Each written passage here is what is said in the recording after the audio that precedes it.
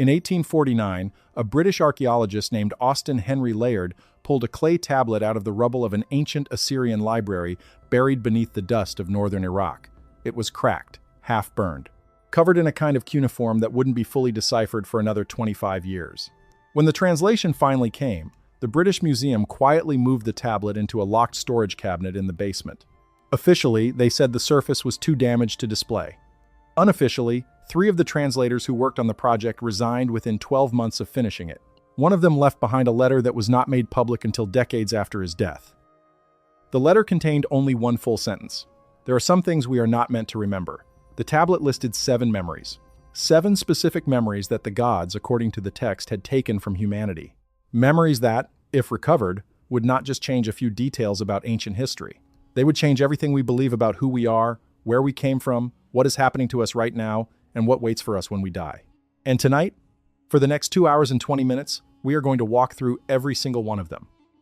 If you have ever felt that something is missing from the official story of human history, if you have ever woken up in the middle of the night with the sense that you used to know something important and you cannot remember what it is, hit subscribe right now and turn on the notification bell. We are going somewhere most channels will not go. We are going to look at what the priests of Sumer wrote down on baked clay 5,000 years ago because they were afraid we would lose it forever. And by the end of this video, you are going to understand why the people who control the official version of history have spent the last 175 years pretending this tablet does not exist. The story does not begin in 1849. It begins much earlier. To understand why this single tablet matters, you have to understand the place it came from and the man who first laid hands on it.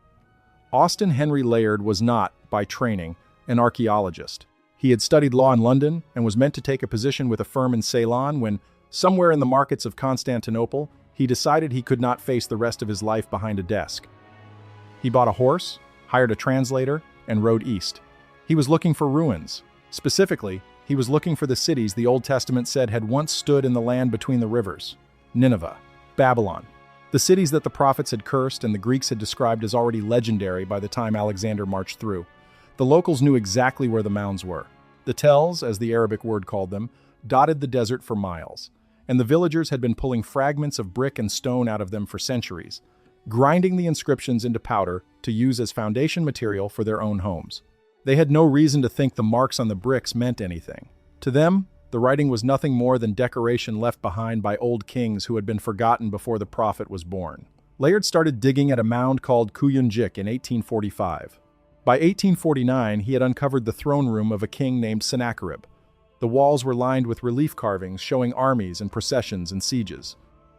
In the heart of the palace, behind the throne, he found 2 rooms whose floors were buried under 3 feet of broken clay. The clay was tablets. Thousands and thousands of clay tablets, baked black by the fire that had destroyed the palace when the Medes and Babylonians sacked the city in 612 BC. The fire that had been meant to end the empire had instead preserved its library. The wet clay tablets, which under any normal circumstance would have crumbled into dust within centuries, had been baked into pottery by the destruction. Sennacherib's grandson, a king named Ashurbanipal, had spent his life collecting these tablets. He sent agents across the empire with orders to copy every text they could find: hymns, medical treatises, lists of stars, royal annals.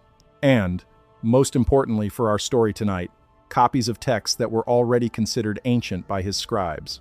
Texts that had come down from the cities of Sumer more than 1,500 years before his time. The Sumerians had been the first civilization in this part of the world. They had built the first cities, invented writing, devised the first legal codes, and then, around 2000 BC, had simply vanished as a distinct people, leaving their gods, their stories, and their language to be borrowed by every empire that followed. Ashurbanipal had wanted to preserve what they knew. He had been the only Assyrian king known to be fully literate, and he had taken personal pride in being able to read the oldest, most difficult versions of the cuneiform script. The library was his attempt to gather everything that had been known before it could be lost. Layard had no idea what he had found. The script was undecipherable in his time. He shipped crate after crate of the tablets back to the British Museum, where they sat in storage for years, waiting for someone to crack the code. That someone turned out to be a printer's apprentice named George Smith. Smith had no formal education past the age of 14. He had taught himself to read cuneiform by visiting the museum on his lunch breaks and copying the tablets by hand into notebooks. By the time he was 32, He was the most accomplished translator of Akkadian and Sumerian texts alive. In 1872, while sorting through a batch of tablets that had not yet been catalogued, he found something that made him, by his own later account, leap out of his chair and run around the room tearing at his clothes. He had stumbled onto a flood narrative. A Babylonian story written down at least 1,000 years before the book of Genesis, describing the destruction of the world by water, a single man chosen to build a boat, the loading of the animals, the resting of the boat on a mountaintop, the release of birds to find dry land. Every detail of the Noah story, but written in a language nobody had spoken for 2,500 years, on tablets buried before David was king in Jerusalem. Smith presented his findings to the Society of Biblical Archaeology in December of 1872. The lecture hall was packed. The Prime Minister was in the audience. The discovery made him, overnight, the most famous translator in Britain, and it also raised an immediate problem. If the flood story was older than the Bible, where had the Bible got it from? If the Babylonians had been telling this story for 1,000 years before Moses, then either Moses had borrowed it, or both Moses and the Babylonians had received it from an even older source. The implications were uncomfortable for the church, but they were thrilling for Smith. He went back to the museum and began searching for everything else the Sumerians had written about creation, gods, the origin of humanity, and the world before the flood. He was looking for the older source. And in the course of that search, between 1873 and his death in Aleppo from dysentery in 1876, he is recorded in his personal notebooks as having translated portions of at least 12 tablets that were never included in his official publications. One of those tablets is the one this video is about. We know about it for two reasons. The first reason is that Smith mentioned it in a letter to his publisher in the spring of 1874. The letter survives in the archives of the Royal Asiatic Society. In it, Smith writes that he has been working on a fragment which appears to be a list, but a list of an unusual kind. The fragment, he says, opens with an invocation to Enki, the Sumerian god of wisdom and the deep waters, and then proceeds to enumerate 7 items, each marked with a kind of separator that Smith had not seen in any other tablet from the period. He notes that the text refers to these 7 items as things that have been taken, or removed, or hidden from the awareness of mankind. He adds, in a sentence that has been quoted many times since, that the tablet appears to be a kind of memorandum or warning, written down precisely so that the things it lists would not be entirely lost when the priests who knew them died. Smith promises his publisher a full translation in a future volume. That volume was never written. Smith died 2 years later, at 36, in a hotel room in Syria, while attempting to reach Nineveh for one final excavation season. His translation notebooks were shipped back to London with his effects. According to the inventory taken at the museum upon their arrival, 3 of the notebooks were missing. The second reason we know about the tablet is that it was photographed. In 1903, a young assistant curator named Reginald Campbell Thompson, who would later go on to become one of the leading Assyriologists of the early 20th century, conducted an inventory of the so-called K collection, the catalog of tablets brought back from Kuyunjik by Layard and his successors. Thompson's inventory used glass plate photography, which was just beginning to be used in museum work. The photographs were intended for internal reference only. They were never published. But in the 1970s, when the museum digitized its archives, a researcher named Eleanor Mansfield noticed that one of the inventory photographs showed a tablet that was not listed in any subsequent catalog. The tablet had a unique inventory number, K7841. The image showed a roughly rectangular fragment, broken at the bottom edge, with an opening line that began with the cuneiform sign for the god Enki and then proceeded to list, by means of a recurring marker that resembled a small star, exactly 7 items.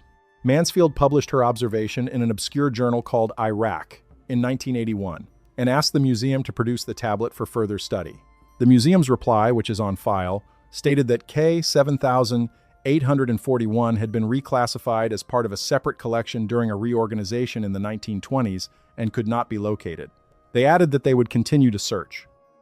They have, as of the year we are recording this video, been continuing to search for over 100 years. This is the pattern. It is not the only example of it. Every researcher who has spent significant time in the Sumerian and Akkadian collections of the major museums has stories like this. Tablets that appear in early catalogs and then vanish. Tablets that are damaged at suspicious points. Translations that are begun and then quietly dropped. Fragments that are kept in private collections and never released to the academic community. The story of K7841 is, by the standards of this field, completely ordinary. which is itself the most disturbing thing about it. Because if this is ordinary, it means there are dozens, perhaps hundreds, of texts whose contents we will never know, sitting in vaults and basements and private libraries from London to New York to Istanbul, and the people who control access to them have decided, for whatever reason, that we do not need to know what they say. But the tablet itself, the original K7841, is not the only source we have for what it contained. This is where the story becomes interesting. Because between 1849 and 1903, before the tablet disappeared, at least 4 people are recorded as having seen it and read at least portions of its contents. George Smith was one of them. The second was a French Assyriologist named Jules Oppert, who corresponded with Smith and who left, in his own papers, a partial transcription of the opening lines of the tablet in his own handwriting. The third was a German scholar named Friedrich Delitzsch, who was famous, or infamous, for a series of lectures he gave in Berlin, in 1,902 inches, which he argued that the entire foundation of biblical religion had been borrowed wholesale from Babylonian sources. Delitzsch had spent 2 summers in the museum's basement in London, going through tablets that were not on public display, and his notes, which were preserved by his son and eventually donated to the University of Leipzig, contain a section in which he refers to a list of 7 things that the Lord of the Deep had hidden from the children of the clay. The 4th person was a man named Reverend William Hayes Ward, an American Sunday school teacher turned amateur Assyriologist who somehow charmed his way into the basement collection in 1885 and spent 6 weeks taking rubbings and sketches of tablets that the curators allowed him to handle. Ward returned to the United States with 3 trunks of materials, most of which ended up at Yale, where they were cataloged in a perfunctory way and largely forgotten until a graduate student named David Owen began going through them in the 1990s. What Owen found, in a folder labeled in Ward's own handwriting as miscellaneous fragments, was a series of sketches and partial translations that appear to correspond to the same tablet Smith, Oppert, and Delitzsch had described. Ward had not finished his work, and his notes are fragmentary, but they are detailed enough to confirm 3 things. The first is that the tablet was real. It existed. 4 serious scholars across 2 continents had seen it and described it consistently. The second is that the tablet did, in fact, contain a list of 7 items marked with the star-shaped separator, and that the introductory text framed these 7 items as memories or knowledge that had been deliberately removed from human consciousness by the god Enki and his fellow Anunnaki.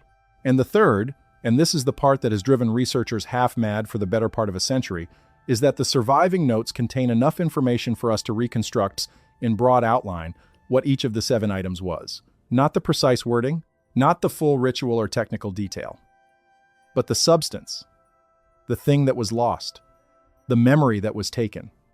That is what we are going to walk through tonight. We are going to take the notes left by Smith, Oppert, Delitzsch, and Ward. We are going to compare them against the broader corpus of Sumerian, Akkadian, and Babylonian texts that have survived. We are going to look at the parallels in Egyptian, Greek, Vedic, and Mesoamerican sources, because it turns out that almost every ancient civilization preserved fragments of the same story, even though they did not know they were doing it. And we are going to attempt to reconstruct as carefully and as faithfully as we can what was on that tablet, what the 7 memories were, why they were taken, and what would happen if humanity all at once were to remember them again. This is the story the priests of Eridu wanted us to have if everything else was lost. This is the inheritance that has been kept from us for 5,000 years. Before we get to the first memory, there is one more thing you have to understand, and it is the single most important piece of background context for everything that follows. The Sumerian texts do not present the gods as supernatural beings in the way later religions do. The Anunnaki, in the original sources, are described almost like a foreign expedition. They arrive from somewhere, they land, they establish bases. They have personalities, hierarchies, internal politics, supply chains, scientific instruments. They are not omniscient, they make mistakes, they argue with each other, they take sides. And in the oldest layers of the Sumerian material, in the texts that were already considered ancient by the time the Babylonians copied them, the Anunnaki are described as engaged in a long, deliberate project on this planet. The project has 2 phases. The first phase involves the creation, or modification, of a being that did not exist before they came. That being is us. The second phase involves the slow, careful management of that being's awareness. What it knows, what it remembers, what it is allowed to access. The tablet we are about to discuss is, according to the surviving notes, a document from the second phase. It is, in essence, a list of things that were intentionally removed during the management process, a list of deletions, a changelog. And like every changelog, it exists not because the changes are meant to be public, but because the engineers who made them needed a record in case anything went wrong.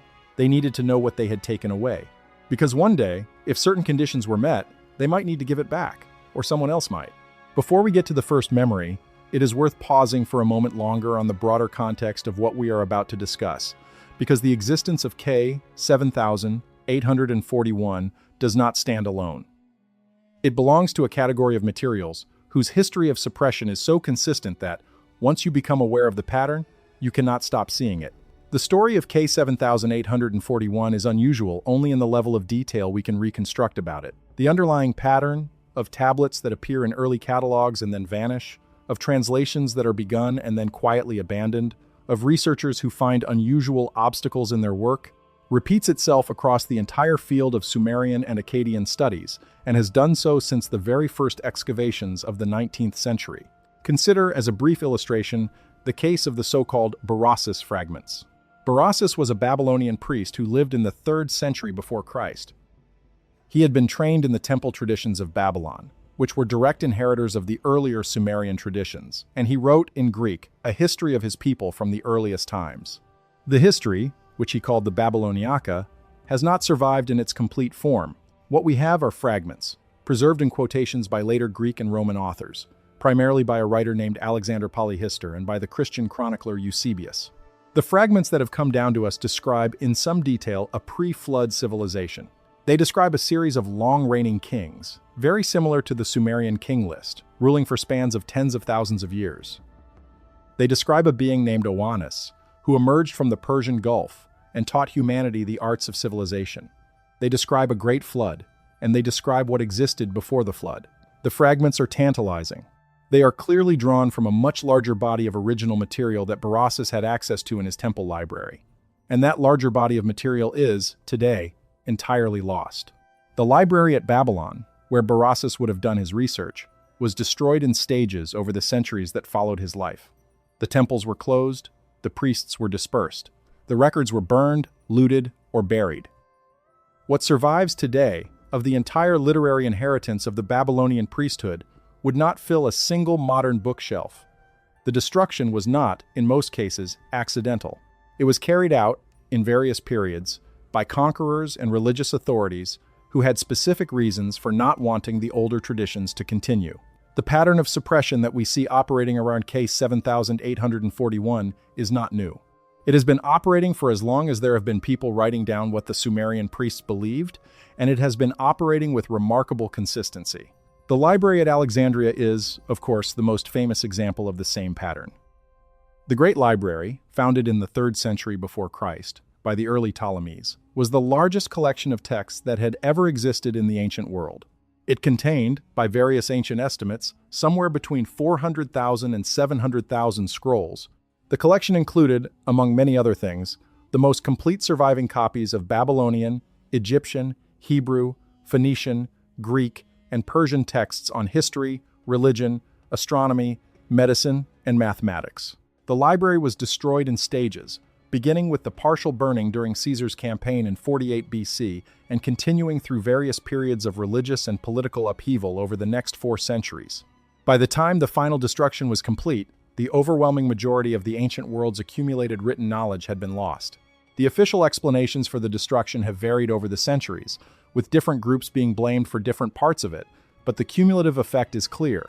The largest single archive of pre-Christian written material that had ever existed was, by stages, eliminated.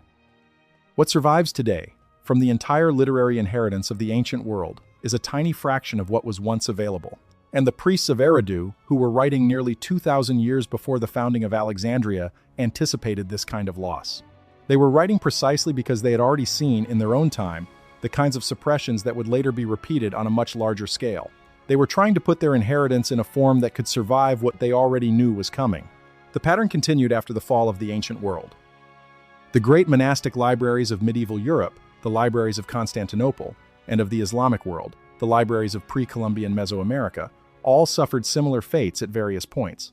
The codex destructions of the Spanish conquest of the Americas eliminated, in a single century, the entire literary inheritance of the Maya, the Aztec, and most of their predecessors. The bishop Diego de Landa, who personally ordered the burning of thousands of Maya codices at Mani in 1562, wrote in his own diary that the books contained, in his words, nothing but the lies of the devil. What was actually in those books, we will never know in full. The few codices that survived, hidden by local people or smuggled to Europe before the destruction was complete, contained calendrical, astronomical, and historical material of considerable sophistication. The implication is that the destroyed codices contained much more, of which we now have no record at all. The same pattern played out in China during the various book burnings of the Qin and subsequent dynasties. The same pattern played out in Russia during the destruction of pre-Christian Slavic religious texts. The same pattern played out in Africa during the colonial period, when the oral traditions of countless cultures were systematically discouraged, and the few written records were either destroyed or removed to European museums, where they remain in most cases untranslated. The accumulated effect of all these losses is that the picture we now have of the human past, the picture that is presented to us in the standard textbooks and the standard museum displays, is a picture constructed from a tiny and unrepresentative fragment of what the cultures of the past actually produced. We are looking at the past through a keyhole, with most of the room beyond the door entirely dark, and we are being told that what we can see through the keyhole is the complete picture. The priests of Eridu apparently understood this, even in their own time. They understood that the loss of records was not an accident. It was a structural feature of the post-flood human condition, built into the way the Anunnaki administration had organized the management of human knowledge. They understood that any inheritance they tried to preserve would be subject to the same pressures that were already, in their time, eliminating the older Sumerian materials. They wrote on clay because clay survives. They distributed copies because no single copy could be trusted. They used a script that had been deliberately developed to be difficult to alter once impressed. And they hoped that, in some future period, conditions might allow a portion of what they had written to be recovered and put to use. K7841 was one of those preserved tablets. It survived for thousands of years, buried beneath the rubble of Nineveh, precisely because the destruction of Ashurbanipal's library had baked it into a form that could not easily be damaged further. It survived George Smith's death and the chaos of the 19th century museum world. It survived the cataloging process. And then, sometime in the early 20th century, it disappeared. The pattern that the priests of Eridu had anticipated, the pattern of suppression that had operated against their tradition for thousands of years before they wrote, caught up with their tablet at last. But not before 4 serious scholars had seen it and recorded what they could. And that is, in the end, the thread we are following tonight. The thin, fragile thread of what got through, against all the pressure that has been applied for 5,000 years to make sure nothing did. The first memory on the tablet is the one the surviving notes describe most fully. It is also the most fundamental. It is the memory of where we actually come from. And to understand what was taken, you first have to understand the version of the origin story that the Sumerians were allowed to keep. Because what we have in our museums and our libraries today is not the original. It is the edited version, the version that was created precisely so that the truth could be hidden inside it. The standard Sumerian creation story, the one you can read in any survey textbook on ancient Mesopotamia, goes something like this. In the beginning, there was the primordial sea, Namu. From Namu came the gods. The gods, after a series of generations and conflicts, decided that they needed servants to do the heavy labor of cultivating the fields, digging the canals, and maintaining the temples. So Enki, the god of wisdom, working with his sister Ninhursag, the goddess of birth, fashioned a being out of clay from the banks of the river. They mixed the clay with the blood of a slain god. They breathed life into it, and the result was humanity. We were made, in the official Sumerian version, to be the laborers of the gods, to take the work off their shoulders, to free them to do whatever it is that gods do when they are not digging ditches.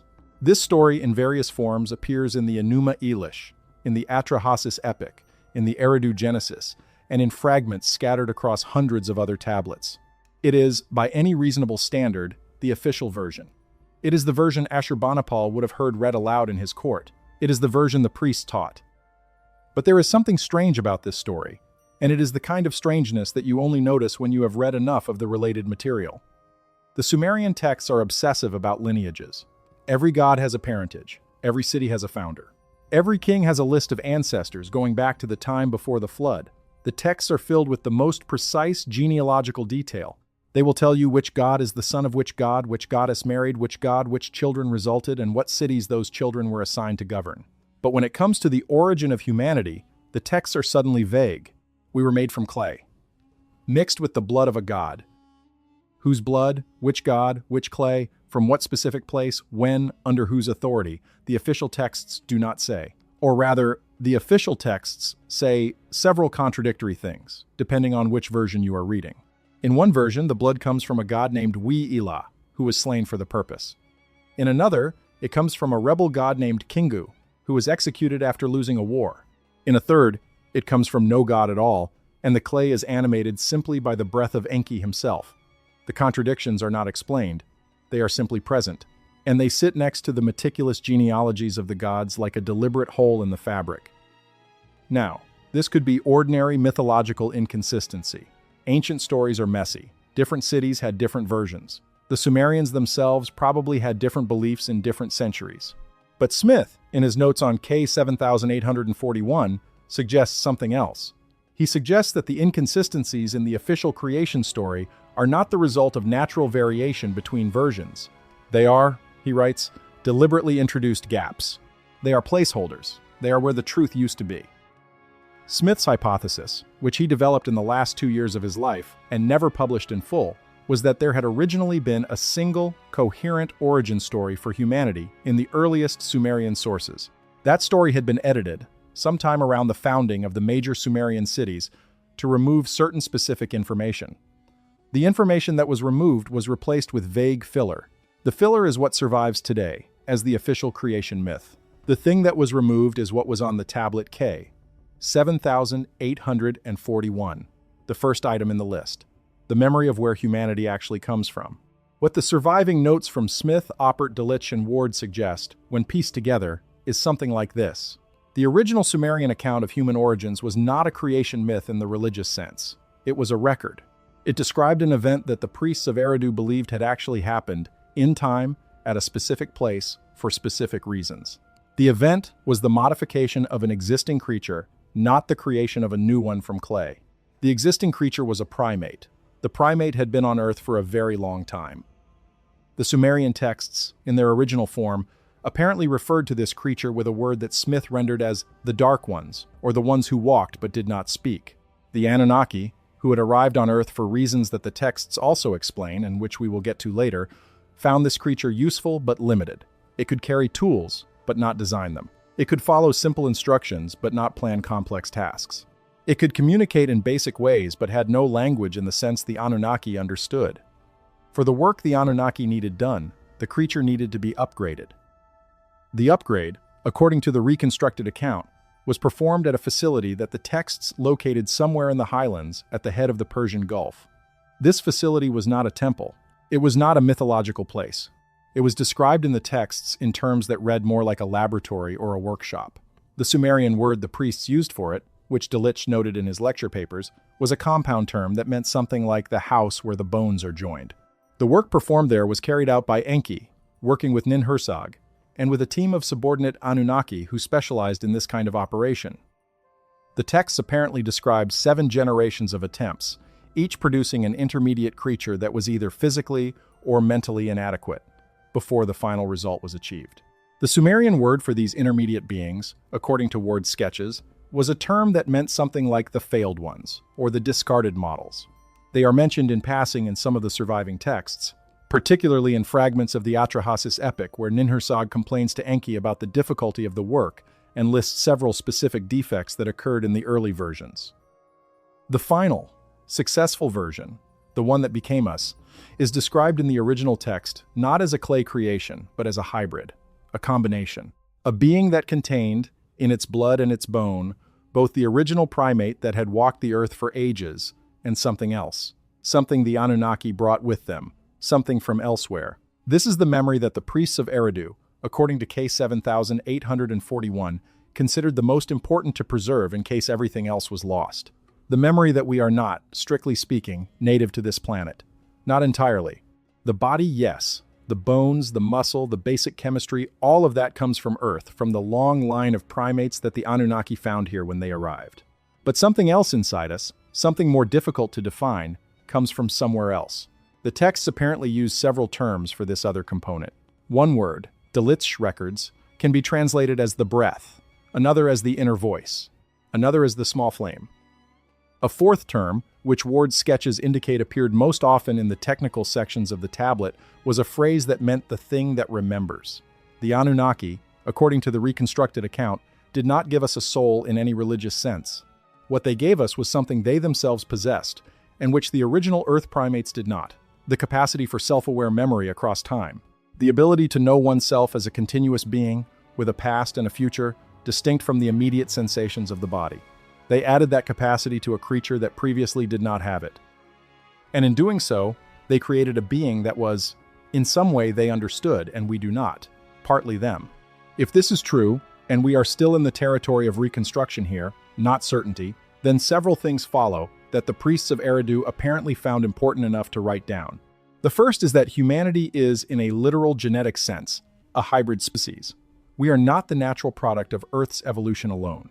Something else was added to us, deliberately, at a specific point in time, for a specific reason. The second is that the thing that was added is the very thing we tend to think of as our most essential characteristic. The thing that makes us, in our own self-description, more than animals. Our consciousness, our sense of being a self, our ability to reflect on our own existence. That part of us did not come from this planet. It was brought here. And the third, which is the most disturbing if you sit with it for a while, is that the part of us that came from elsewhere is, by its own nature, not loyal to the body it inhabits. It came from somewhere, and at some level, it remembers where it came from. The Sumerian texts apparently describe this, remembering as a low background noise that runs constantly underneath ordinary human experience.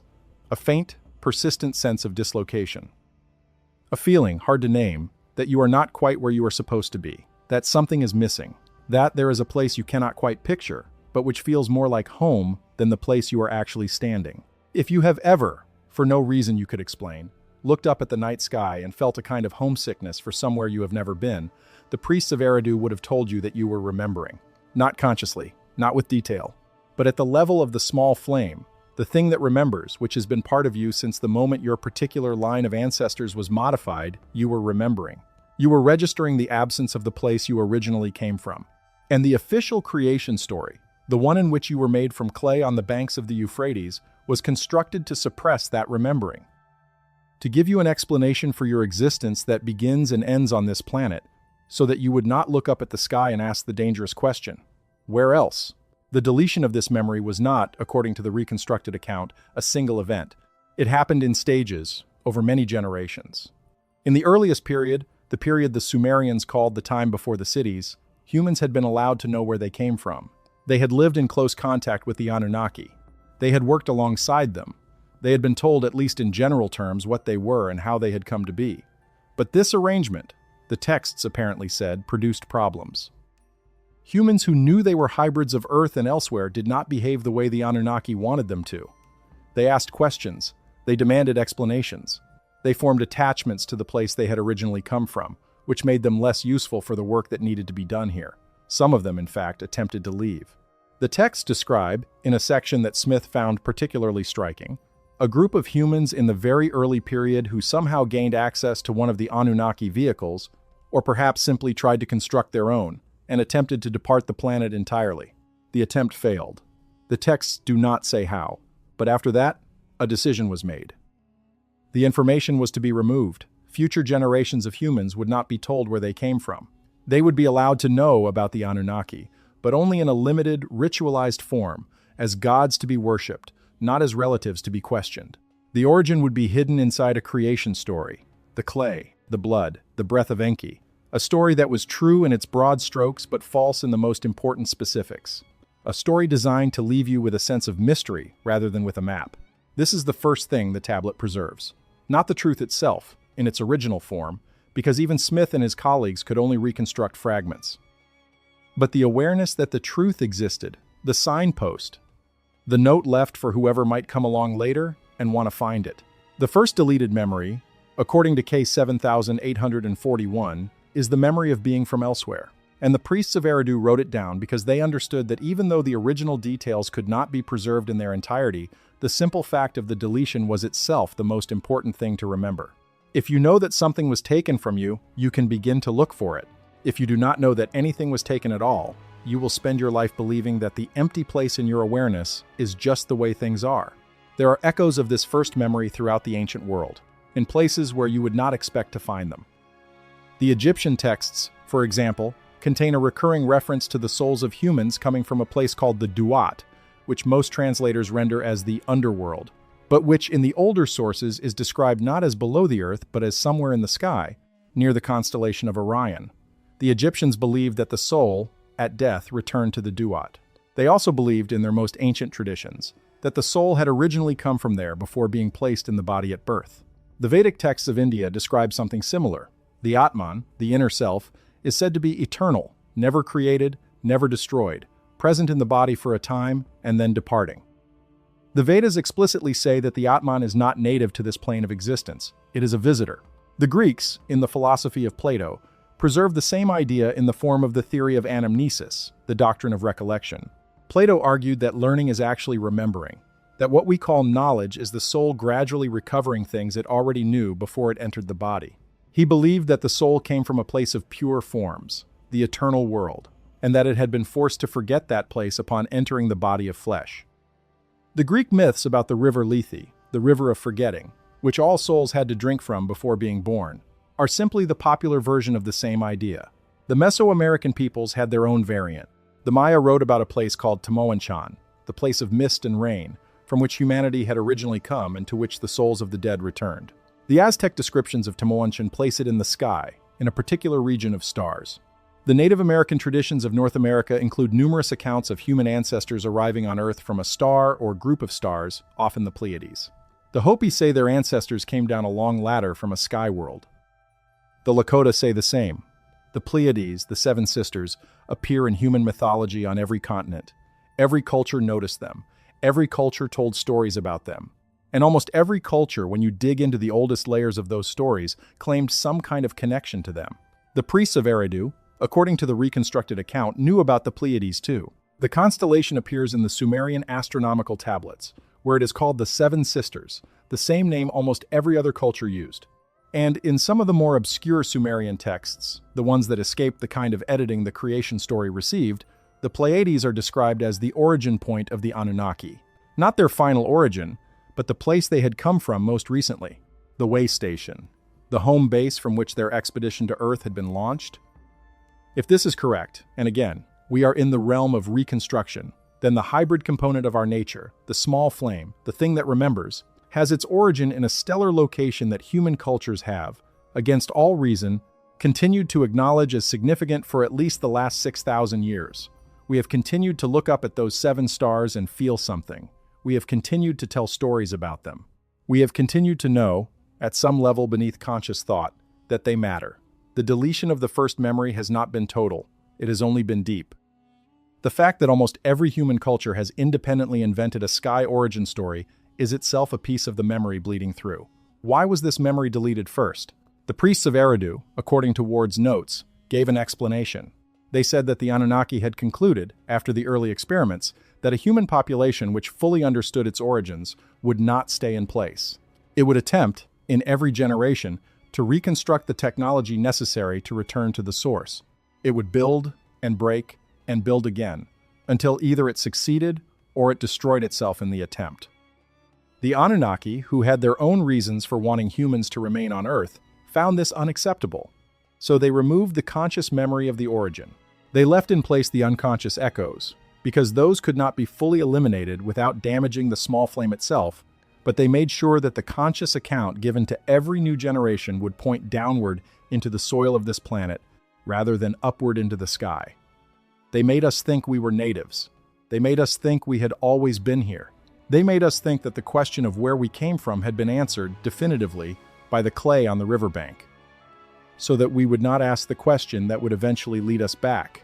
This is what the priests wanted preserved, the knowledge that the question had not actually been answered, that the soil and the clay and the breath were a cover story, that the real answer was still out there, in the seven stars and in the patterns of feeling that no rational explanation has ever quite been able to dismiss. That every time you stand outside on a clear night in winter and your gaze drifts up to the Pleiades and something in your chest tightens for a reason you cannot explain, you are touching, faintly, the edge of the memory that was taken. The first one, the memory of where you actually come from. We are moving to the second memory now. And if the first memory was about us, the second memory is about everything else. Because according to the reconstructed account, humans were not the first intelligent species on Earth. And we were not the only one when the Anunnaki arrived. The planet in the original Sumerian record was already populated, and the populations that were already here did not vanish when we appeared. They were hidden, edited out, removed from the official history. The second item on the tablet is the memory of who else was here. And once you understand the answer to that question, the official history of the human race, the long story that begins with cavemen and ends with us, begins to look very different. It begins to look like the official creation story did, like an edit. Like a story constructed to fill a hole, like a placeholder where the truth used to be. The second memory deals with what the Sumerians, in their oldest texts, called the dwellers. The term is not the same word the Sumerians used for the Anunnaki, and it is not the same word they used for humans. It is a distinct category, and it appears in fragmentary form in a number of texts that survived the editing process, apparently by accident. The dwellers, according to these fragments, were the original inhabitants of the planet. They were here when the Anunnaki arrived. They were not primitive. They had their own forms of awareness, their own languages, their own technologies, and their own civilizations. They did not all look alike. There were several distinct varieties of them, and the Sumerian texts, where they discuss the dwellers at all, enumerate at least 4 major groups. The priests of Eridu apparently considered the knowledge of these groups important enough that the second memory on K7841 was devoted entirely to listing them and describing what they were. The first group of dwellers, according to the surviving notes, were the serpent kind. The text described them as bipedal, hairless, with skin that ranged from greenish-brown to a polished black, and with elongated skulls that gave them, in profile, the appearance of cobras standing upright. They had no scales in the reptilian sense, but their skin was patterned, and the patterns were apparently functional in some way that the Sumerian texts found difficult to describe. They lived primarily in the regions we would now call sub-Saharan Africa and the Arabian Peninsula. They were, according to the texts, the most ancient of the dwellers, with a history on Earth that extended back what the Sumerians called 100,000 years, although the number may be symbolic rather than literal. The serpent kind built cities of stone, but they did not build them the way humans build cities. They preferred to carve their cities downward, into living rock, with the result that almost nothing of their architecture remains visible above ground. The Sumerian texts mention several specific locations where the serpent kind were known to have lived, including a place that translates roughly as the city in the deep cleft, which Smith identified, tentatively, with the Great Rift Valley in East Africa. The serpent kind were not friendly to the Anunnaki. They are described in fragmentary references in other texts as resistant to the arrival of the outsiders. The Anunnaki eventually drove them underground, or destroyed them, or made some kind of arrangement with them that involved their withdrawal from the surface world. The texts are not clear on the details. But the serpent kind are referenced in passing, even in much later sources, as still existing somewhere beneath the surface, in the deep places that humans do not go. The echoes of this memory are everywhere. The serpent appears as a primal figure in almost every ancient mythology. In the Bible, it is the snake in the garden, the tempter, the bringer of forbidden knowledge. In the Egyptian texts, the serpent god Apep is the eternal enemy of the sun god Ra, dwelling in the underworld and emerging at night to attack the heavens. In Hindu mythology, the Nagas are serpent beings who live in underground cities and possess wisdom and treasure beyond human comprehension. In Chinese mythology, the dragons are creatures of immense power who dwell in deep water and in caverns. In Mesoamerican mythology, the serpent god Quetzalcoatl is the bringer of civilization and the keeper of secret knowledge. The Aboriginal Australians have the rainbow serpent. The Norse have Jormungandr. The Greeks had the python at Delphi and the serpents of the Hesperides. Every culture remembered the serpents. Every culture told stories about them. And in almost every case, the stories carry the same set of associations. The serpent is older than humanity.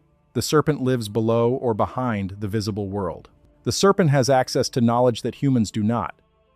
And the serpent is, in some sense, the original inhabitant of the place, whose territory humans now occupy by some combination of conquest and uneasy agreement. The second group of dwellers, according to the reconstructed account, were the bird kind. They are described in the surviving notes as bipedal, feathered, with avian features that ranged from the subtle to the pronounced depending on the variety. Some of them, the texts say, were nearly indistinguishable from humans except for an unusual coloration of the eyes and a faint downy covering on parts of the body.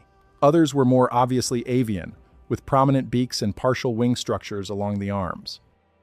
The bird kind were not as ancient as the serpent kind, but they had been on Earth long before the Anunnaki arrived. They lived primarily in mountainous regions, with major populations in what is now the Andes, the Tibetan Plateau, and the mountains of southern Europe. They built cities at high altitudes, often on the summits of mountains or in regions of difficult terrain. They were excellent astronomers, and their religious or ceremonial life was apparently centered on the observation of the heavens. The Anunnaki, when they arrived, found the bird kind much more receptive to contact than the serpent kind had been. The bird kind, in fact, are described in some of the texts as having been the first to communicate with the new arrivals, and as having served as intermediaries between the Anunnaki and the other dweller populations during the early period of contact. The relationship eventually deteriorated, however, for reasons that the surviving notes do not explain, and the bird kind were either driven out, killed, or withdrew of their own accord to remote locations. The echoes of the bird kind are also widespread. The Egyptian gods, Horus and Thoth, are depicted with the heads of birds. The Mayan god Kukulkan is the feathered serpent, blending two of the dweller categories together. The Native American Thunderbird traditions describe enormous flying beings who lived in the high mountains and who interacted with early humans. The Tibetan and Indian traditions describe the Garuda, the king of birds, who possessed great wisdom and could carry humans through the air. In the European fairy tradition, there are persistent stories about the high people, or the fair folk, who lived in mountainous regions and who were associated with birds and feathers. The Christian iconography of angels, with their wings and their bird-like features, may itself be a distant memory of the bird kind, modified over millennia and absorbed into a different religious framework. Almost every mountain culture in the world has stories about flying beings or feathered ancestors. The frequency of these stories, and their consistency in basic features, is difficult to explain by ordinary cultural diffusion. The priests of Eridu would have said that the consistency is not coincidence. It is residue. The deleted memory of who used to live in the mountains bleeding through into every culture that subsequently took the mountains as its home. The third group of dwellers were the giant kind. They are described in the surviving notes in terms that are simpler and more direct than the descriptions of the serpent kind or the bird kind. They were, according to the texts, like humans, but larger. Much larger? The Sumerian sources give heights that, if taken literally, would put them at 3 to 4 times the height of an average modern person. They were enormously strong. They were, in their physical proportions, recognizably humanoid, with the same general structure of head and torso and limbs, but at a scale that made them, in the words of one fragment, like mountains that walked. The giant kind were not as ancient as the serpent kind or the bird kind. They appear to have arrived, or emerged, relatively late in the pre-Anunnaki period, and there is some suggestion in the texts that they may have been the result of an earlier intervention by some other group, although the surviving notes are unclear on this point. The giants lived in many parts of the world, but their largest populations were in the regions we now call Anatolia, the Caucasus, and the highlands of what is now Iran. They built monuments of unworked stone, often of enormous size, and many of the megalithic structures that we attribute to mysterious early human builders may have been, in the reconstructed account, the work of the giant kind. The Anunnaki and the giants had a particularly difficult relationship. The texts describe long periods of conflict, with the giants being the most direct competitors of the Anunnaki for resources and territory. The Anunnaki eventually prevailed, but not without significant losses, and the text suggests that the destruction of the giant populations was one of the major projects of the early Anunnaki presence on Earth. The biblical references to giants are well known. The Nephilim of Genesis 6, the sons of God who took human wives and produced giant offspring, the warriors of renown, are clearly part of this layer of memory. Goliath of Gath, the Anakim, the Rephaim, are all references to giant populations that the Hebrews remembered as having existed in the land before them. The Greek myths of the Titans and the Gigantes are another version of the same memory. Norse mythology is full of frost giants and stone giants. The Native American traditions of the eastern woodlands describe enormous beings who lived in the land before the present peoples arrived. Almost every megalithic culture in the world has a tradition that the great stones were placed by giants. The frequency of these traditions, And the consistency of their description of the giants as humanoid but vastly larger suggests that something is being remembered, however distantly. The priests of Eridu apparently considered the memory important enough to preserve. Not because the giants themselves were particularly virtuous, the texts apparently described them as often violent and difficult, but because the simple fact that they had existed at all was part of the truth that was being deleted. If humans came to believe that they had always been the largest intelligent beings on the planet, they would lose access to a large part of their own history. The world had been shared. It had not always been ours alone. The fourth group of dwellers were the most mysterious, and the surviving notes are the most fragmentary about them. The Sumerian word for them is rendered by Smith and Delitzsch in different ways, but the consensus translation is the Watchers, or possibly the Listeners, or the ones who do not move. They are described in the text as a form of intelligence that was not biological in the usual sense. They had no physical bodies that could be seen or touched in the way the other dwellers could. They existed, the texts say, as patterns in certain regions of the landscape, particular forests, particular bodies of water, particular mountains. The Watchers were not gods, in the sense that the Anunnaki were gods. They were not creatures, in the sense that the serpent kind, or the bird kind, or the giant kind were creatures. They were, in the words of one fragment that Ward sketched, the place itself made aware. They had been on Earth for longer than any of the other dwellers, possibly for as long as the planet had had life on it.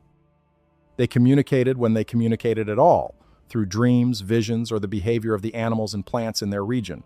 They did not actively oppose the Anunnaki or do anything to interfere with them.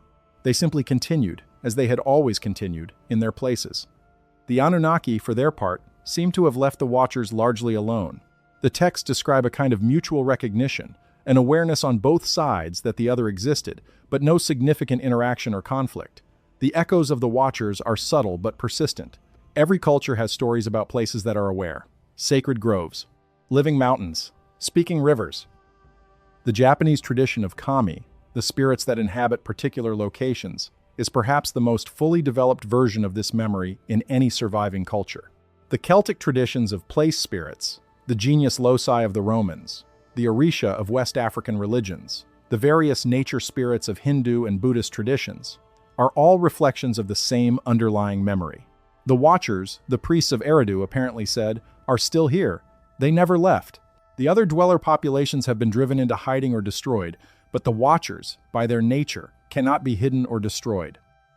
They simply continue, in their forests and lakes and mountains, in a relationship with the planet that humans have largely forgotten how to perceive. The second memory, when fully reconstructed, would include not just the historical fact of the Watchers, but the techniques by which a human being might still, today, perceive them.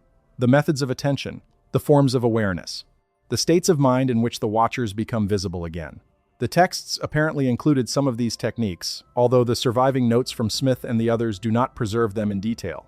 This is the second memory, the memory that we were never alone, that the planet was inhabited, before we were upgraded into our current form, by at least 4 distinct intelligent populations, each with its own history and its own relationship to the place. That these populations did not entirely disappear when we appeared.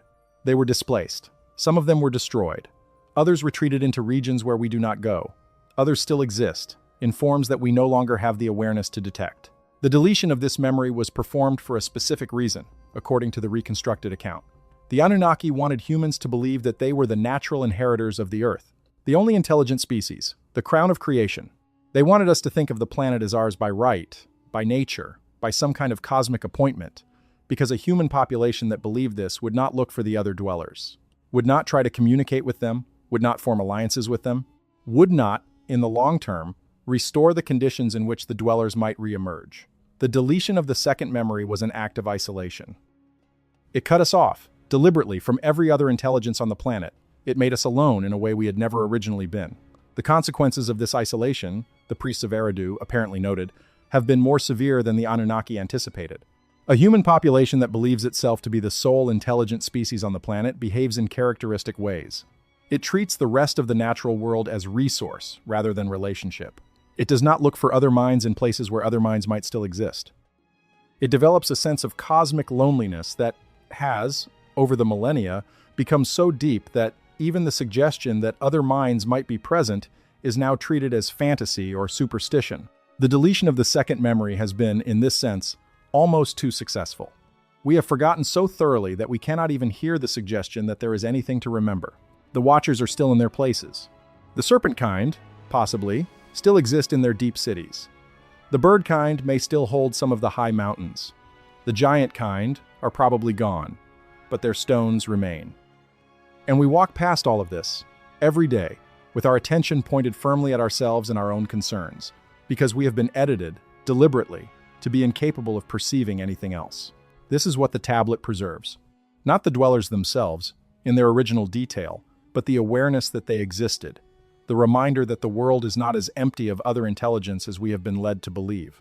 The priests of Eridu wrote it down because they understood that without this memory, every other piece of our true history would also be lost. You cannot understand who you are if you do not know who you share the world with. You cannot understand your own origins if you believe yourself to be the only product of those origins worth considering. The second memory exists as a kind of unlocking key for everything that comes after it. Once you know that we were not alone, then the question of what really happened in the deep past becomes a question worth asking, and the answers, when they come, are different from the answers the official histories have given us. The third memory on the tablet is the memory of the world that existed before the flood. The Sumerians had a flood story long before the Bible did, and George Smith's discovery in 1872 made that flood story famous. What was less famous, because it was less convenient for the religious authorities of his time, is what the Sumerians believed had existed before the flood happened. Because the official biblical narrative of Noah treats the antediluvian period as a vague and morally corrupt prelude to the real history of the world, the Sumerian texts treat it as the actual high point of human civilization. The thing that was lost when the waters came was not a few hundred wicked people. It was a global culture, more advanced than anything that has existed since, organized along lines that we have spent the last 5,000 years trying to reconstruct and have never quite managed to recover. The reconstructed account from the surviving notes describes the pre-flood world in considerable detail. The texts apparently divided it into 7 major kingdoms, each centered on a great city, each governed by a king who was said to have ruled for an enormous span of years. The Sumerian king list, which survives in several copies, preserves this idea in a stripped-down form. It lists 8 or sometimes 10 kings who ruled before the flood, with reigns of tens of thousands of years each.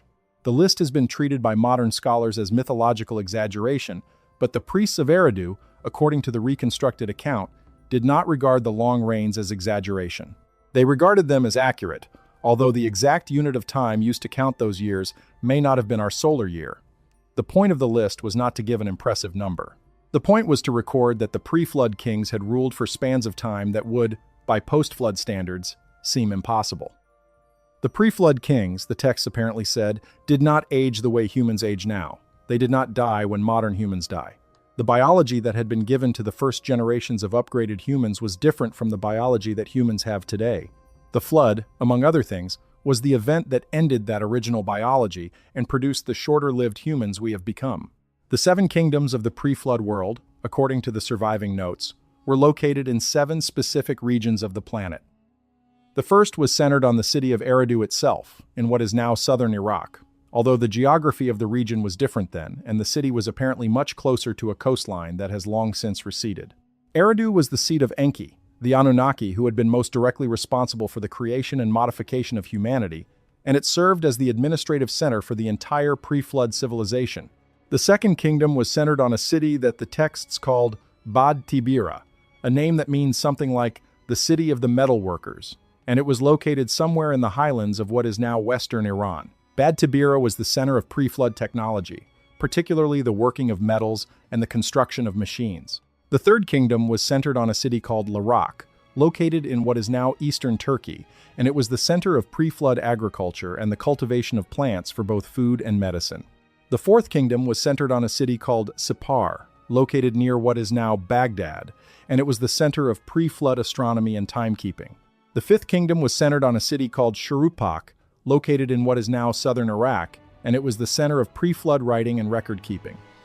The sixth kingdom was centered on a city whose name does not appear in the standard king list, but which appears in the surviving notes as Arata, and it was located somewhere in the highlands of Central Asia, possibly in what is now Tajikistan or Kyrgyzstan. Arata was the center of pre-flood spiritual and ceremonial practice. The seventh kingdom, which is the most mysterious and the most controversial, was located not in the Mesopotamian region at all, but on what the text described as the Great Island in the Western Sea, far beyond the lands the priests of Eridu would normally have known about. The name of that kingdom does not survive in any clear form. It is referred to in the fragmentary notes simply as the Western City, or the city beyond the water. You will recognize in this description the shape of every later story about a great civilization that existed before history and was destroyed by water. Plato's Atlantis, which he claimed to have learned about from Egyptian priests, sounds remarkably like the seventh kingdom of the reconstructed Sumerian account. The Welsh and Irish traditions of Lyonesse and Hy Brasil, the sunken kingdoms in the Western Ocean. The Hindu traditions of the pre-flood civilization that existed in what is now the submerged shelf around India and Sri Lanka. The Chinese traditions of the lost continent of Mu in the Pacific. The Native American traditions of the lost lands, from which the ancestors of the present peoples migrated. Every culture has a flood story.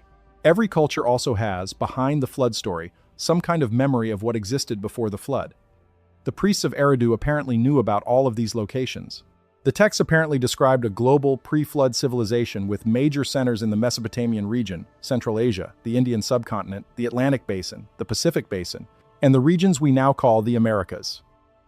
The seven kingdoms of the Mesopotamian texts were the part of that civilization closest to the priests of Eridu. The other major centers existed too, and the priests apparently knew of them. What made the pre-flood civilization different from anything that has existed since, according to the reconstructed account, was the way it was organized. The seven kingdoms were not in conflict with each other. They were not separate nations in the sense we use that word today. They were specialized centers of a single, coordinated civilization. Each kingdom focused on a specific aspect of the civilization's work. Eridu administered. Bad Tibira built. Larak grew. Sippar measured time. Shuruppak recorded. Arata worshipped. And the Western City, whose name was apparently the most carefully guarded, did something else, something the surviving notes do not adequately describe.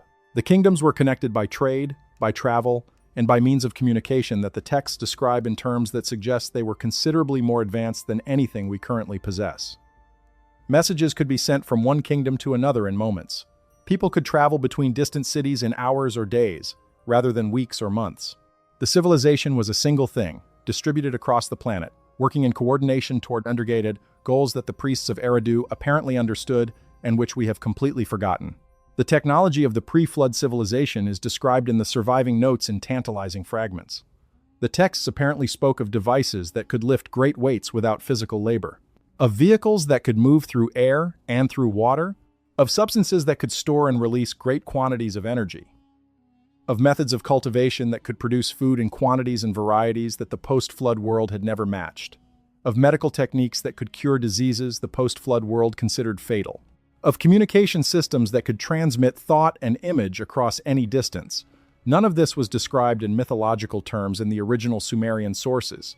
It was described in technical terms, with specifications and limitations and instructions for use. The priests of Eridu, according to the reconstructed account, were the inheritors of fragments of this technology, although by the time they were writing down the tablets we know about, most of the actual devices had been lost, and only the descriptions remained. The most striking feature of the pre-flood civilization, however, was not its technology. It was its relationship with the other dweller populations, and with the Anunnaki themselves. The pre-flood civilization was, according to the reconstructed account, a multi-species civilization. Humans were the largest population, but they shared their cities and their work with the bird kind and with at least some of the giant kind. The serpent kind, who had retreated underground before the founding of the Seven Kingdoms, occasionally emerged for purposes of trade or consultation, but did not generally live alongside the others. The Watchers were honored in their places, and the cities were laid out with reference to the locations of the Watchers, in ways that the post-flood world has entirely forgotten. The Anunnaki were present, in some of the cities, although they had begun to withdraw from direct daily contact even before the flood. The pre-flood human population knew the Anunnaki not as gods to be worshipped from a distance, but as a foreign presence that had brought them into being, and that was, for various reasons, gradually pulling back from the project they had started. The relationship was not one of worship. It was one of complicated kinship. The Anunnaki had made us. They were not entirely happy with what we had become. We were not entirely sure what to do with the freedom they were beginning, reluctantly, to grant us. This is the world that the flood ended. According to the reconstructed account, the flood was not a moral judgment in the way the Bible later framed it.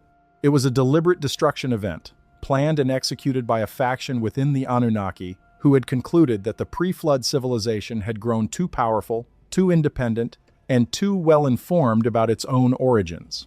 The leader of this faction, in the Sumerian texts, was Enlil, the chief of the Anunnaki, who is described as having become alarmed by the rate at which the pre-flood human population was developing, and by the implications of that development for the long-term control of the planet. Enki, who had made humanity in the first place, opposed the destruction. He is described in the Atrahasis epic and in fragments of the Eridu Genesis as having attempted to dissuade Enlil from his plan and, when that failed, as having warned at least one of the pre-flood kings in advance, allowing him to build a boat and preserve some portion of the civilization's knowledge. This is the figure who appears in the Sumerian sources as Ziusudra, in the Babylonian sources as Utnapishtim, and in the Bible as Noah. He was not the only one to be warned, according to the reconstructed account, but he was the one whose story was preserved. The flood itself, according to the reconstructed account, was not a natural event. The Sumerian texts describe it in terms that suggest the use of some kind of technology to displace large quantities of water from the polar regions and from the oceans, producing a global rise in sea level that occurred over days, rather than the centuries it would have taken naturally. The texts apparently describe the source of the water as the Great Deep, a phrase that survives in the biblical account, and they specified that the water came from below as well as from above. The combination of melting polar ice, redirected ocean currents, and atmospheric water dropped as torrential rain produced sea levels that rose by hundreds of feet within a span the text described as 40 days, although, again, the exact unit of time may not be ours. When the waters receded, most of the pre-flood civilization was gone. The cities in the lowlands and along the coasts were buried under mud and sediment. The cities at higher elevations were damaged, but, in some cases, still partly inhabited by survivors. The Seventh Kingdom, the Western City, was apparently destroyed entirely. The great island sank beneath the waters and did not re-emerge. The survivors of the flood, according to the reconstructed account, were not many. The Sumerian texts apparently spoke of a few thousand humans scattered across the surviving cities and the highlands, along with smaller numbers of the bird kind and the giant kind. The serpent kind, in their underground cities, were unaffected by the flood and emerged afterward in significant numbers, although they did not attempt to dominate the surviving surface populations. The Watchers were not affected at all. The Anunnaki, whose own habitations had been on higher ground and whose technology had warned them of what was coming, were largely intact, although their installations in some of the lower regions had been damaged or destroyed. The faction within the Anunnaki that had ordered the flood, led by Enlil, was the dominant faction in the post-flood period, and the policies that had been put in place before the flood were now implemented with much greater force. The deletion of memories from the human population became, in the post-flood period, much more systematic. The first memory, the memory of where we came from, had already been substantially edited. The second memory, the memory of who else was here, became actively suppressed. And the third memory, the memory of what we had been before the flood, was deleted with particular care because the priests of Enlil understood that any human population that remembered the pre-flood civilization would attempt to recreate it. This is the context in which the priests of Eridu wrote down what they wrote. They were, themselves, the inheritors of a tradition that had survived the flood by accident. The city of Eridu had been at high enough elevation and had been the seat of Enki, the Anunnaki who had opposed the flood, that some portion of its records had been preserved. The priests of Eridu in the post-flood period were the keepers of those records. They knew what the pre-flood world had been. They knew that the official narrative being constructed by the Enlil faction was a deliberate erasure. And they understood that if they did not write down what they knew, in some form that might survive the gradual loss of their order, the third memory would be entirely gone within a few generations. The deletion of the third memory has been, in the broader human population, almost completely successful. We have no clear sense of what existed before the flood, because the official archaeology of every culture begins after the flood. The very dating systems we use, the Holocene and the historical period, and the modern era, are defined in reference to events that occurred after the flood.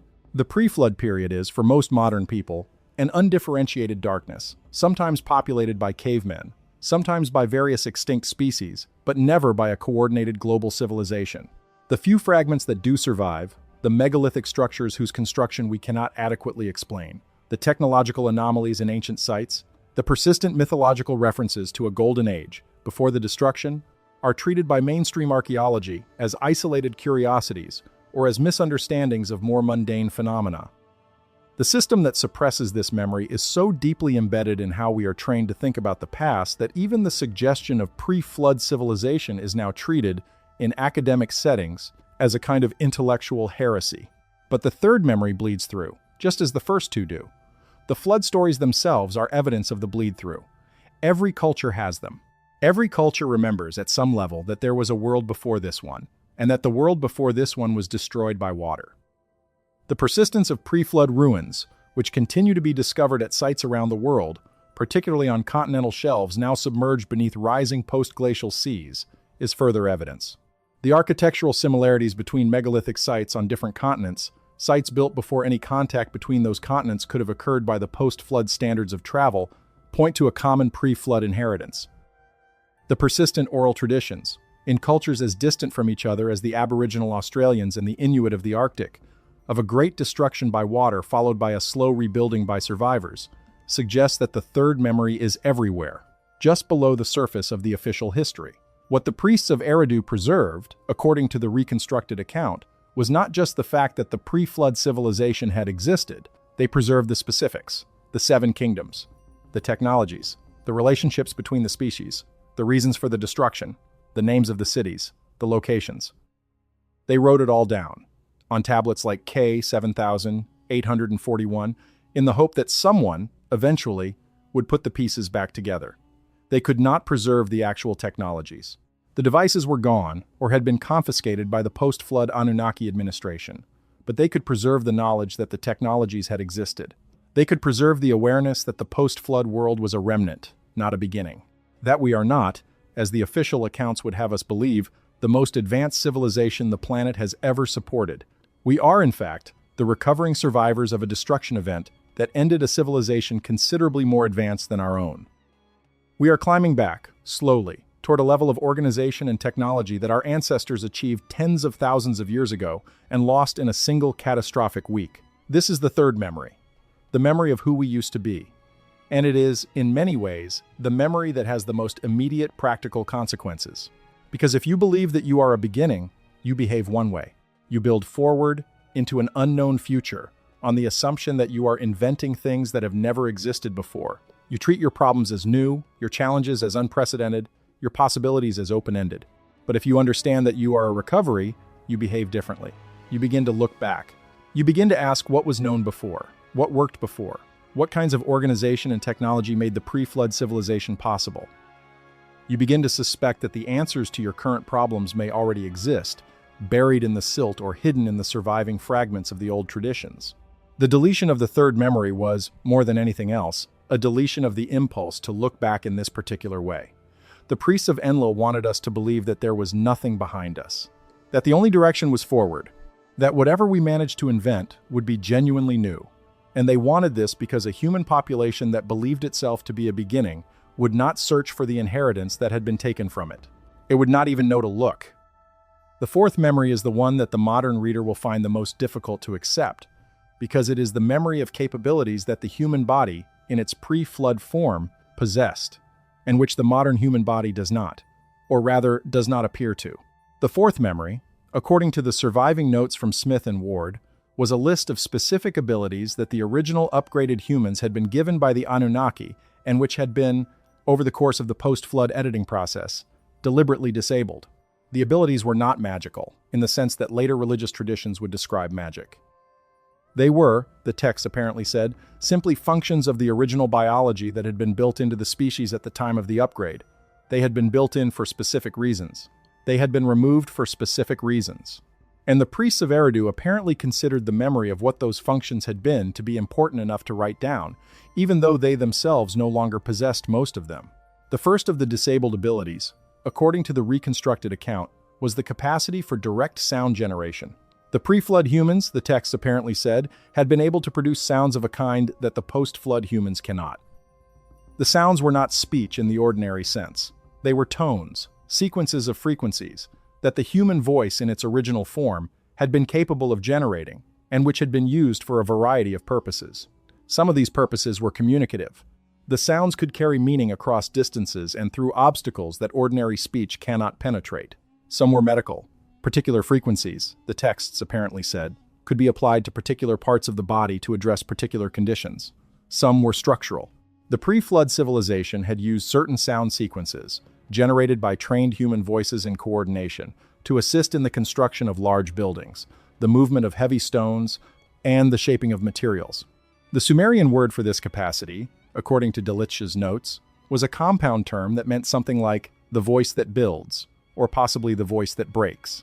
The same capacity that could be used to assemble could also be used, in different patterns, to disassemble. It was a tool with two edges. The capacity was disabled, according to the reconstructed account, by a modification of the human vocal apparatus and of the neurological systems that controlled it. The modification was made gradually, over the course of the post-flood period, through a combination of selective breeding policies and direct intervention. By the time the priests of Eridu were writing their tablets, the capacity was already nearly extinct in the human population, although a few individuals in each generation continued to be born with traces of it. These individuals, the texts apparently said, were carefully monitored by the priests and, in some cases, were trained in what remained of the old techniques. The traditions of certain forms of religious chanting, the elaborate vocal practices of some monastic orders, the persistent fascination with sound and its effects in cultures around the world are, according to the reconstructed account, faint echoes of what was once a normal human ability. The fourth memory, on this point, was a list of the specific sounds and the specific frequencies that had been used.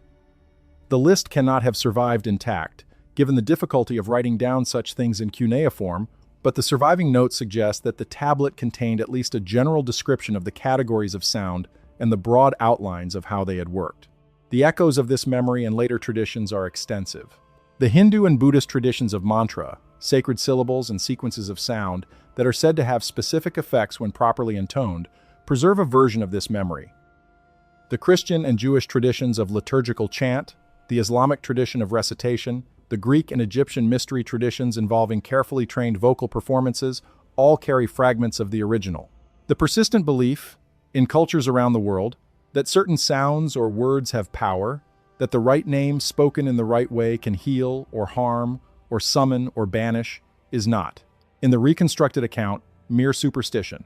It is the residue of a capacity that the human species once possessed in a fully developed form and which has been, in the centuries since the flood, almost entirely lost. The second disabled ability, according to the reconstructed account, was the capacity for unmediated knowledge of other minds. The pre-flood humans, the text apparently said, had been able to perceive directly what other people were thinking and feeling, without the need for speech, expression, or any other external signal. The capacity was not exactly what later traditions would call telepathy, although telepathy is the closest modern word for it. It was more like a default awareness that other minds were present and that they contained particular contents. A pre-flood human, walking through a crowd, would have known immediately and without effort what each person in the crowd was thinking and feeling, in the same way that a modern human, walking through a crowd, knows what each person looks like. The information was simply present. The act of perceiving it was no more strenuous than the act of seeing or hearing. The implications of this capacity, the priests of Eridu apparently understood, were profound. A society of beings who could perceive each other's minds directly is organized differently from a society of beings who cannot. Deception in such a society is essentially impossible. Manipulation is essentially impossible. Authority based on hidden information is impossible. Hierarchies based on the control of communication are impossible.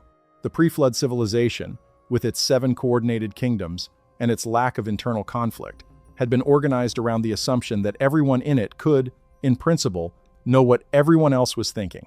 The structure of the civilization required this.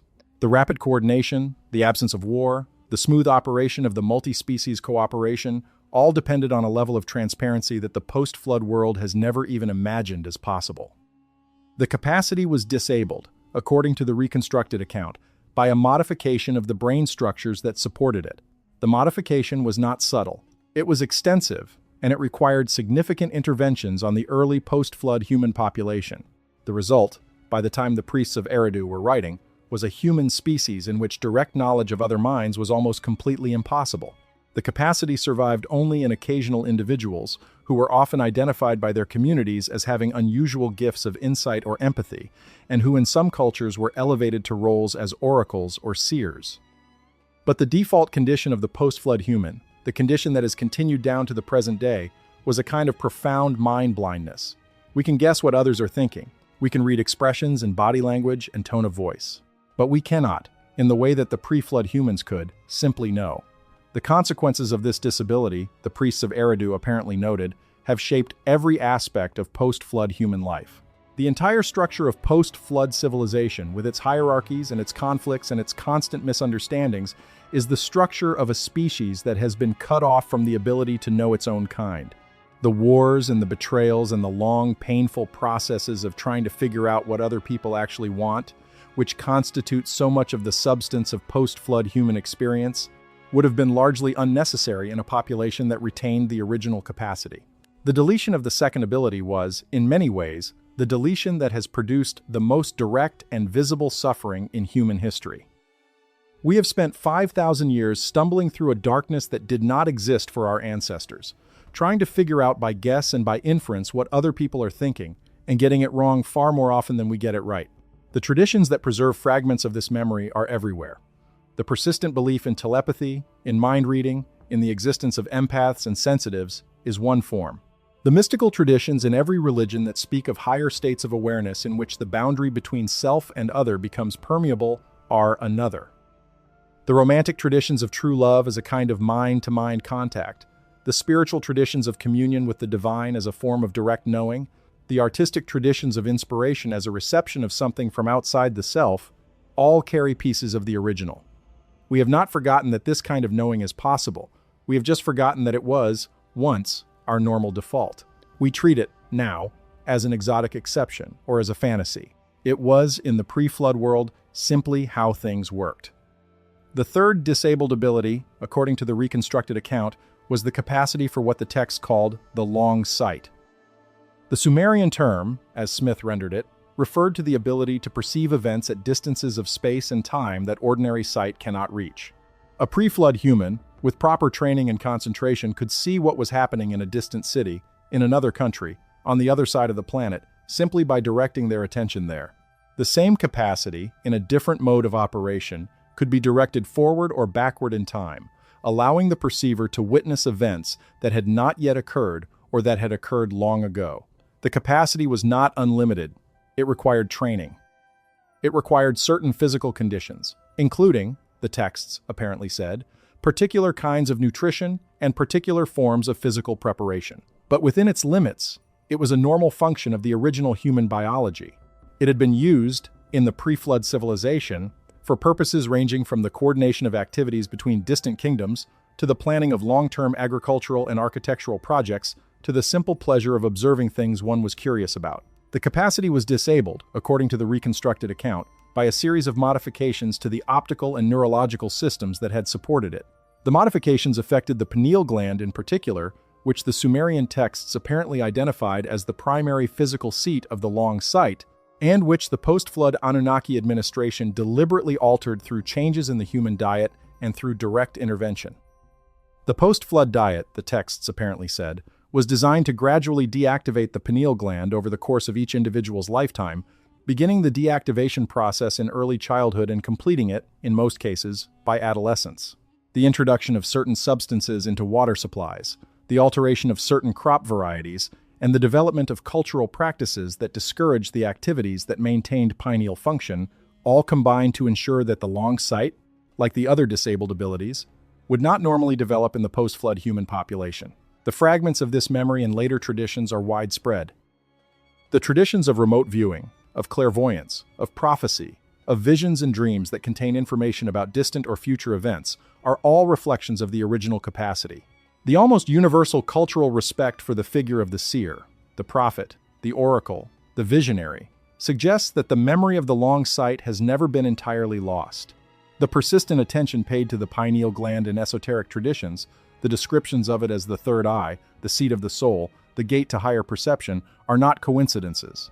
The pineal gland was, according to the reconstructed account, exactly what these traditions say it is. It was the physical organ through which the long sight operated. It has been deliberately disabled. It can, with sufficient effort and the right conditions, be partially reactivated. And the priests of Eridu apparently included, in the fourth memory, some of the techniques by which this reactivation might be accomplished, although the surviving notes from Smith and Ward do not preserve these techniques in detail. The fourth disabled ability, according to the reconstructed account, was the capacity for what the texts called the carrying. The Sumerian term, as Delitzsch rendered it, referred to the ability of a human body to be moved through space without the usual mechanisms of walking, running, or being transported by external means. The capacity was a kind of self-conducted relocation, in which the human, by means of certain mental and physiological techniques, could move from one location to another without traversing the intervening distance in the ordinary way. The texts apparently distinguish between two forms of this capacity. The first was a slow form, in which the human body could be made to rise from the ground and move through the air at moderate speeds over moderate distances, of the kind that later traditions would call levitation. The second was a fast form, in which the human body could effectively disappear from one location and reappear at another, without any continuous traversal of the intervening space, of the kind that later traditions would call teleportation. Both forms required training.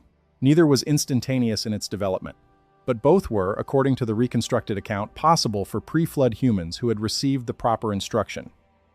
The capacity was disabled, according to the reconstructed account, by modifications that the text described in less detail than the other abilities.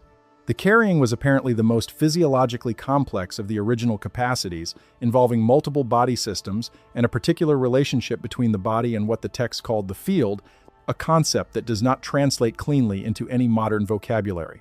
The Anunnaki who designed the disablement worked, according to the surviving notes, by altering the field rather than by altering the body directly, although the alteration of the field had immediate consequences for what the body could do. The result, by the post-flood period, was a human population that could no longer perform the carrying in any form, although certain individuals continued to be born with residual sensitivities to the field that could, under unusual circumstances, produce minor effects.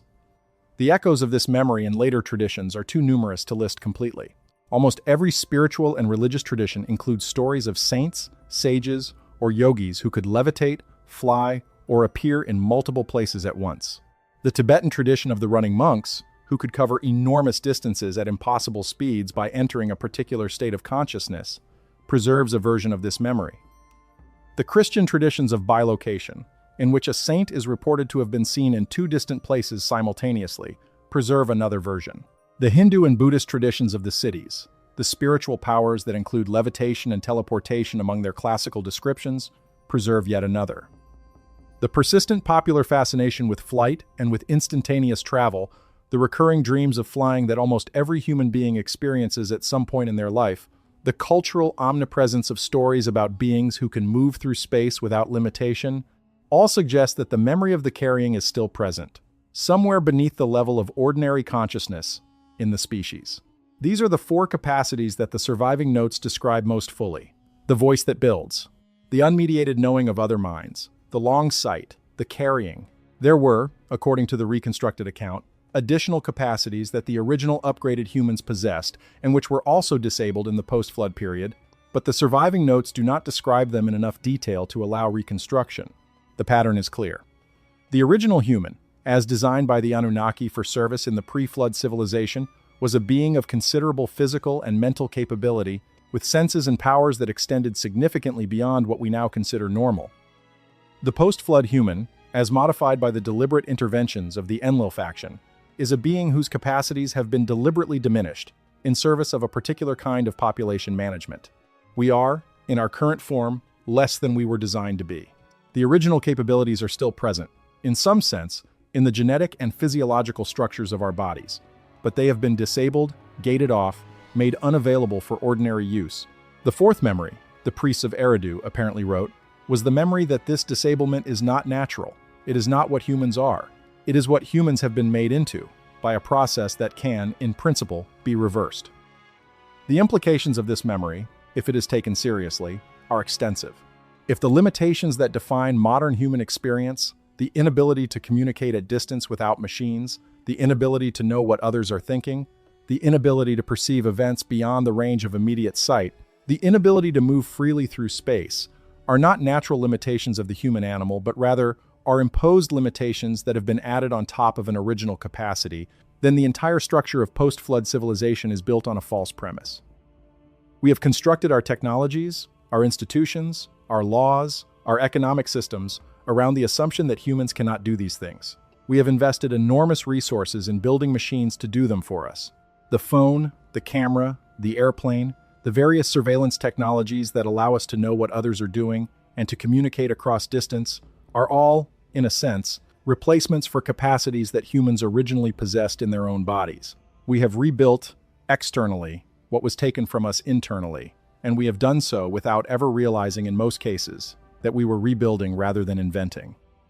The priests of Eridu apparently noted that this process was, in some sense, what the Anunnaki had wanted. A human population that lost its original capacities and had to rebuild them as external tools would be, by definition, a population that depended on its tools.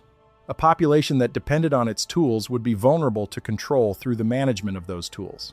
The Anunnaki, by disabling the original capacities and forcing humans to develop external substitutes, created a species that could be managed by managing the substitutes. The modern infrastructure of communication, transportation, and information, which is now controlled by a relatively small number of organizations and individuals, is, in this view, the natural endpoint of the original Anunnaki strategy. We rebuilt our wings out of metal and we let other people own the airports. We rebuilt our voices out of wires and we let other people own the networks. We rebuilt our long sight out of telescopes and cameras and we let other people own the satellites. The priests of Eridu, looking forward in their imagination to a world in which these substitutions had been completed, apparently understood that the result would be a kind of permanent dependency, a species that could never again do anything on its own, without first asking permission of the systems that had replaced what it had originally been. The fourth memory was preserved, then, not just as historical information, but as a kind of warning. The priests wanted future humans to understand that the diminished state they inhabit is not their natural condition, that the capacities they have lost can, in principle, be recovered. And that the recovery, however difficult, is the only way to escape the long trap that the disablement was designed to produce. This is, perhaps, the most practical of the 7 memories, in the sense of having direct implications for individual human action. If you accept the 4th memory, then a particular kind of effort becomes meaningful. The effort to recover the original capacities, the effort to reactivate the systems that have been gated off, the effort to remember, in your own body, what your body was designed to be able to do. The texts apparently included specific instructions for some of these efforts, although, as with the other memories, the surviving notes do not preserve the instructions in enough detail to allow direct application. But the general direction is clear. The capacities exist. They have been disabled. They can be reactivated. And the priests of Eridu wanted us to know it. The 5th memory is the memory of the hidden library. This is, in some ways, the most concrete of the 7 memories, because it does not describe a state of being or a lost capacity, but a specific physical thing, a place, a repository.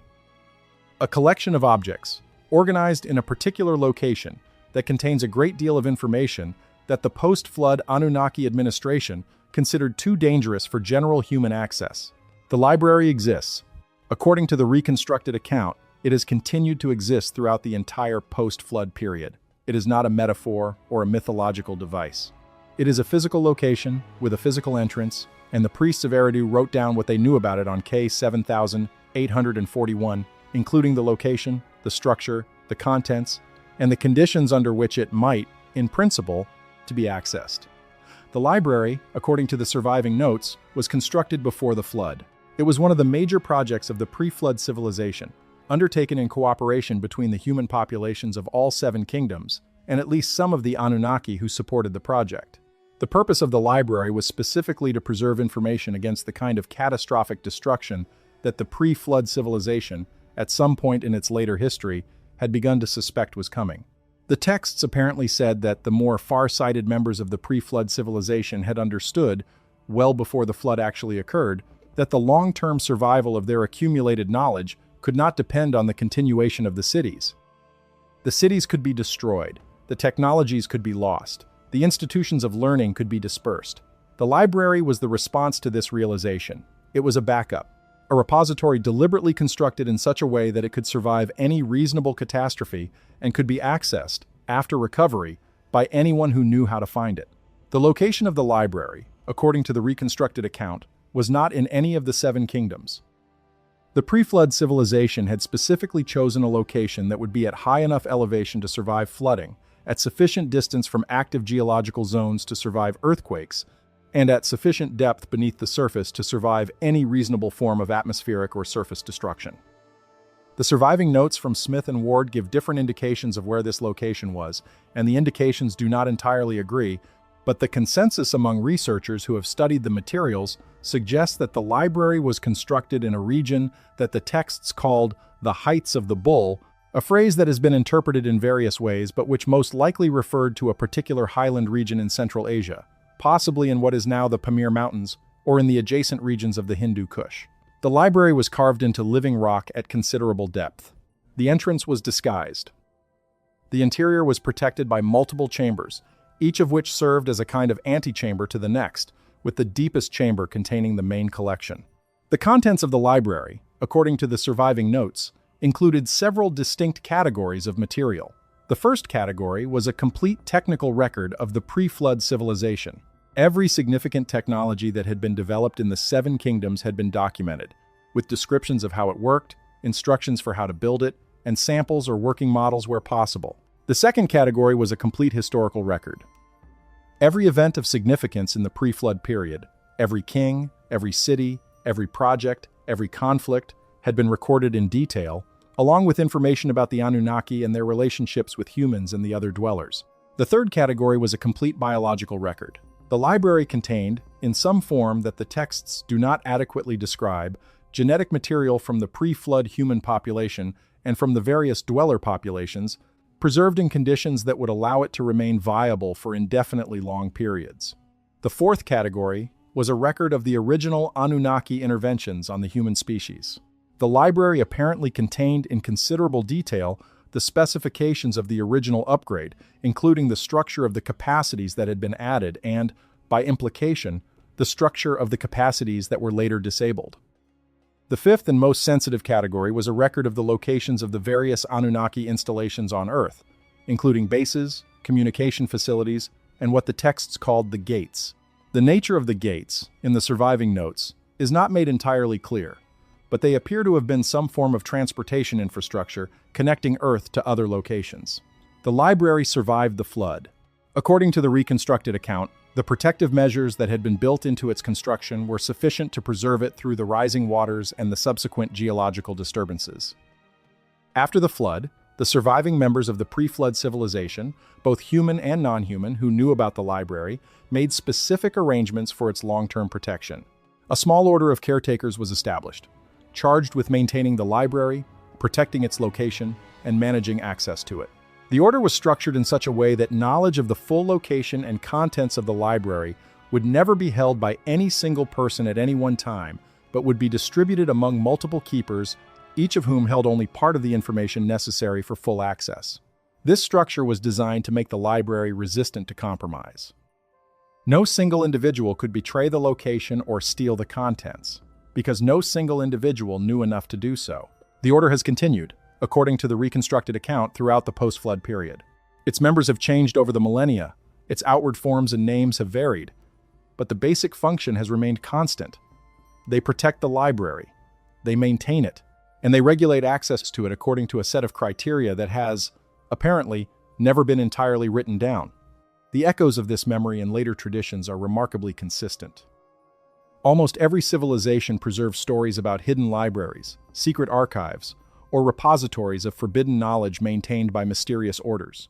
The Egyptian traditions speak of the Hall of Records, said by various sources to be located beneath the Sphinx, beneath one of the major pyramids, or in a hidden chamber somewhere in the Giza Plateau. The Tibetan traditions speak of the underground city of Shambhala or Agartha, located somewhere in the Himalayan region, accessible only to those who have been initiated into certain spiritual practices.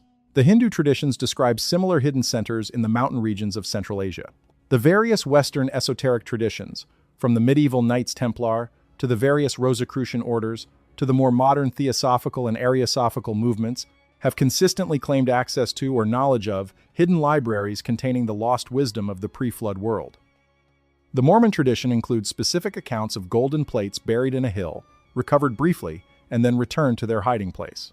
The persistent recurrence of these stories, in cultures with little or no contact with each other, suggests that something is being remembered, however distortedly, by the various cultural traditions.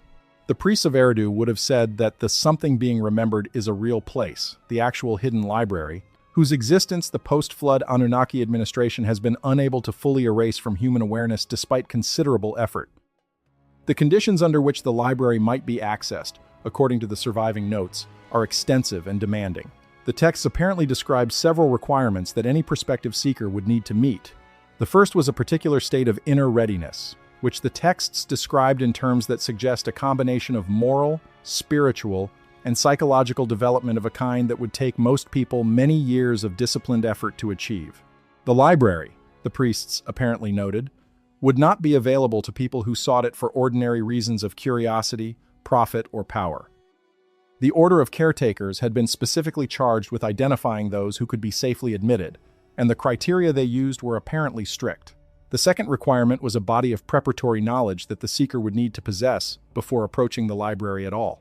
The texts apparently said that the contents of the library would be unintelligible, and in some cases dangerous, to anyone who did not already have sufficient background to understand them. The library was not a source of knowledge for the ignorant. It was an extension of knowledge for those who had already gone as far as they could on their own. The third requirement was a particular kind of recognition or invitation from the Order of Caretakers themselves. The library was not, in the reconstructed account, something that could be found through ordinary searching. The seekers who reached it did so because they had been, in some sense, brought to it by those who already knew where it was. The Order found them, rather than the other way around. The records of seekers who, over the centuries, have claimed to have made some kind of contact with this library or with its keepers form a curious and surprisingly consistent body of material when you bother to assemble it. The names involved include some that you would expect and some that you would not. The Russian explorer and mystic Nicholas Roerich, who spent several years in the late 1920s on an expedition through the Himalayas, Central Asia, and Tibet, reported in his journals that he had been received at a remote location whose coordinates he refused to publish by what he described as the keepers of an underground city. The reception, by his account, had been arranged in advance through a series of intermediaries he had encountered in various Buddhist monasteries along his route. He was not, in his own description, given full access to the city's contents. He was given a glimpse, a partial conversation with two of the keepers, and a charge to communicate certain things to the outside world upon his return. The communications he subsequently made, in the form of a series of books and a complex set of paintings, are open to multiple interpretations, but he was insistent until his death that the place existed, that the keepers existed, and that he had been there. He had no obvious reason to lie. He had nothing to gain professionally from making the claim, and his journals, which were preserved by his family and are now held in a museum in New York, contain enough specific detail to suggest that something, at minimum, had happened to him in those mountains, even if the full account remains unverifiable. Roerich was not alone in his claims. The Russian general Andrei Sneserev, who had served as the imperial military attaché to India and who had developed an interest in the high mountain traditions, recorded in his own memoirs a conversation with a Tibetan abbot in 1,908 inches, which the abbot described, in considerable detail, an underground complex in the Kunlun Mountains that had been inhabited continuously, by his account, for tens of thousands of years. The abbot would not provide directions. He explained, by Sneserev's account, that directions were not how the place was found. The seekers who reached it, the abbot said, were brought there by recognition, not by maps. Sneserev, who was a hard-headed military man and not given to mystical speculation, treated the conversation with appropriate skepticism in his memoir, but recorded it accurately enough that we can recognize, in it, the same description that appears in the surviving notes from Smith and Ward. The same place, in other words, that the priests of Eridu had described 5,000 years earlier. The pattern continues into the more recent period. There are accounts of varying credibility from various individuals who have claimed contact with the keepers or with the library in the decades since the Second World War. Most of these accounts are of dubious quality and can be dismissed without much effort, but a small subset of them, made by individuals with no obvious motive to lie and with verifiable backgrounds in serious research, describe the same place in the same general region, with the same general features, and with the same general conditions of access. The cumulative weight of these reports does not prove that the library exists. It does, however, suggest that the description preserved in the Sumerian sources continues to correspond, in some way, to something that real people, in recent times, claim to have encountered. The priests of Eridu, in writing down what they wrote, apparently anticipated this. They expected that the library would continue to be partly visible to a small number of seekers in each generation throughout the post-flood period. They expected the reports to accumulate. They expected the consistency of the reports to function, eventually, as a kind of evidence in itself. That accumulation is, in the present period, well underway. The library, if the various reports are taken seriously, is still receiving visitors. It is still admitting them under the same conditions it has always used. And it is still, by every available account, exactly where the priests of Eridu said it was. This is the fifth memory, the memory that the inheritance of the pre-flood civilization was not entirely destroyed, that a substantial portion of it was preserved, in a specific location, by a specific order of caretakers, and that the preservation continues to this day. The priests of Eridu apparently wrote it down because they wanted future humans to know that the door, while difficult to find, was not entirely closed. That the long, slow work of recovering what had been taken could, in principle, be completed by anyone who was willing to undertake the necessary preparation. The library was, in their account, the single most important physical evidence of the truth of everything else they had written. As long as it existed, the rest of the 7 memories could not be entirely lost, because the library itself contained the full and detailed versions of all of them. The priests, in writing K 7841, were not attempting to preserve the original knowledge in its complete form. They knew they could not. The tablet was too small, the cuneiform was too limited, the amount of information was too great. What they were doing, instead, was leaving a pointer, a signpost, a note to whoever might find the tablet later, telling them that the full archive existed somewhere else, and giving them just enough information to begin looking for it.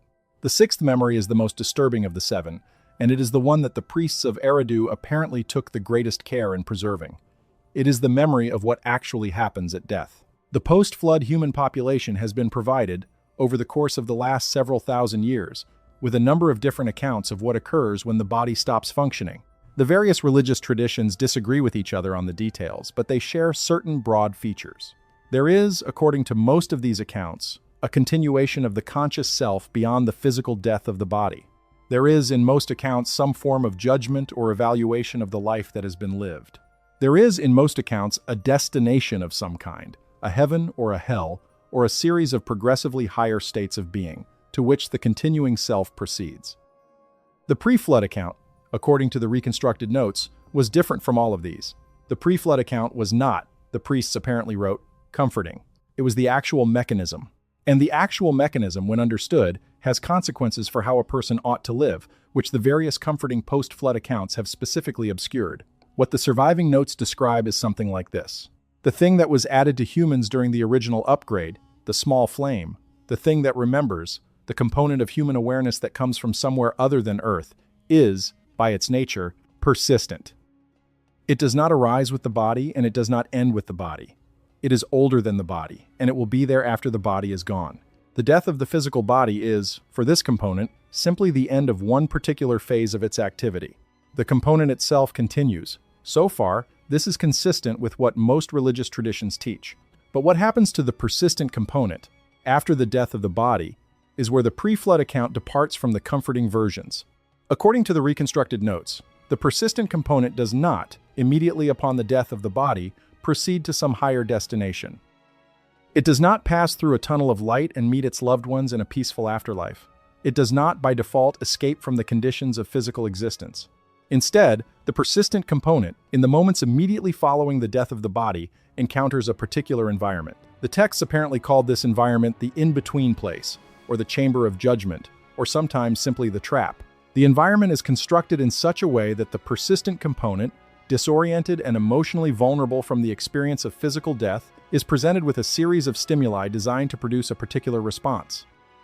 The stimuli include images, sensations, and experiences that the persistent component, in its current state, interprets as familiar, comforting, and welcome.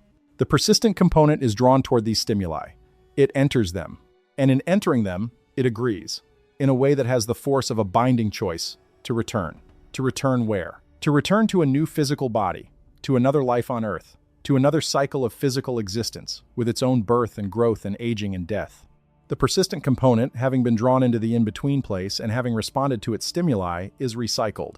It is placed into a new body, with the memories of its previous life erased, and the cycle begins again. This process, according to the reconstructed notes, has been ongoing for the entire post-flood period. It is the actual fate of the persistent component for the great majority of humans after the death of the physical body. The various religious accounts of the afterlife, with their heavens and their judgments and their final destinations, are, in this view, descriptions either of the stimuli encountered in the in-between place or of brief experiences that the persistent component has between cycles. None of them describe the actual long-term reality. The actual long-term reality is the cycle itself, the endless return to physical existence on Earth, with each cycle erasing the memories of the previous one, so that no individual human ever accumulates enough experience or awareness to recognize what is happening to them. The purpose of this system, according to the reconstructed notes, was not malicious in the way that later traditions sometimes describe demonic forces. It was, in its origin, simply a continuation of the original Anunnaki project. The Anunnaki had created humans to perform certain kinds of work. They had invested significant resources in producing each individual upgraded human, with the small flame and the various capacities and the body that supported them. The death of a particular body did not, from the Anunnaki perspective, mean that the underlying being should be allowed to escape from the work that it had been created to do.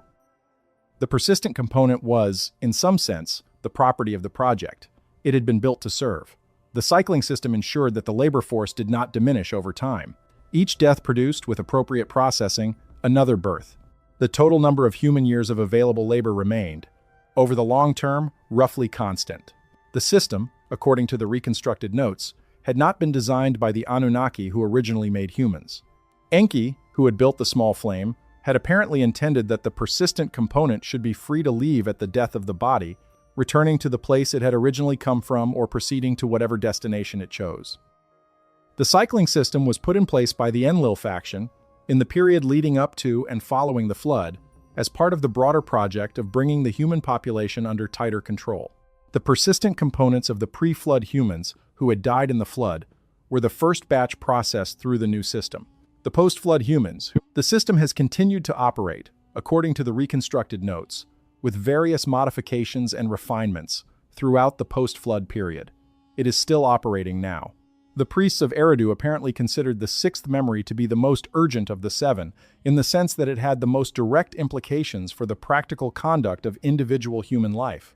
If the cycling system exists, and if every death is followed not by liberation but by another forced birth, then the question of what a person does with the period between birth and death becomes a question of extraordinary importance.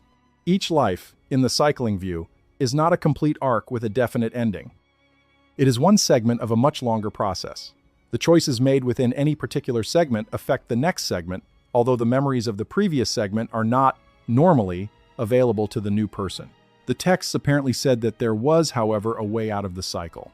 A particular set of conditions that, if met during a single lifetime, would allow the persistent component to escape the in-between place at the next death and proceed to its actual destination, whatever that might be. The conditions were not, in the reconstructed account, primarily moral in the sense that the later religious traditions have framed morality. They were, instead, conditions of awareness. The persistent component, the texts apparently said, was drawn into the in-between place because it did not recognize what the place actually was. It was disoriented. It was vulnerable. It responded to the stimuli because the stimuli appeared to it as familiar and welcome. If, however, the persistent component, at the moment of death, recognized the in-between place for what it was, and did not respond to the stimuli, and instead maintained its own awareness and direction through the moments of disorientation, then it could pass through the in-between place without being captured. It could continue past it. It could reach whatever lay on the other side. The conditions under which this recognition could be maintained, the texts apparently described in some detail. They involved primarily the cultivation during life of certain habits of attention, certain forms of memory, and certain practices that strengthened the persistent component's awareness of itself as something distinct from the body it currently inhabited. A person who, during life, had cultivated these habits and practices would, at the moment of death, be capable of the recognition that the cycling system relied on being absent. A person who had not cultivated them would, almost without exception, be captured by the system and returned to another body. This account, in the reconstructed form preserved by Smith, Oppert, Dalitz, and Ward, has obvious parallels to a number of later traditions. The Tibetan Book of the Dead, which describes in considerable detail the experiences encountered by the consciousness in the period between death and the next birth, and provides specific instructions for navigating those experiences in such a way as to avoid being drawn into another physical incarnation, is perhaps the most direct surviving expression of the same understanding.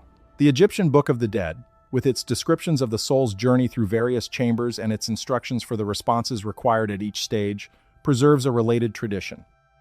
The Greek Eleusinian mysteries, the contents of which were never publicly disclosed but which were said by participants to have transformed their understanding of death, appear to have been concerned with the same set of issues. The Gnostic Christian traditions, which were largely suppressed by the Orthodox Christian authorities in the early centuries of that religion, included extensive accounts of the soul's journey after death and of the various powers that attempted to capture it and return it to incarnation. The modern body of reports that have come to be known as near-death experiences provides, when carefully examined, a curious kind of inadvertent corroboration for the pre-flood account. The research into these experiences, which began in earnest with the work of the psychiatrist Raymond Moody in the 1970s, and has continued through several decades of more rigorous follow-up by researchers including Bruce Grayson, Pim van Lommel, and Sam Parnia, has produced a substantial body of accounts from individuals who were clinically dead, sometimes for extended periods, and were subsequently revived. The accounts share a number of consistent features. There is a sense of separation from the physical body. There is, in many cases, a passage through some kind of dark space or tunnel. There is, in many cases, an encounter with a being or beings of light, often described as exceptionally welcoming and emotionally compelling.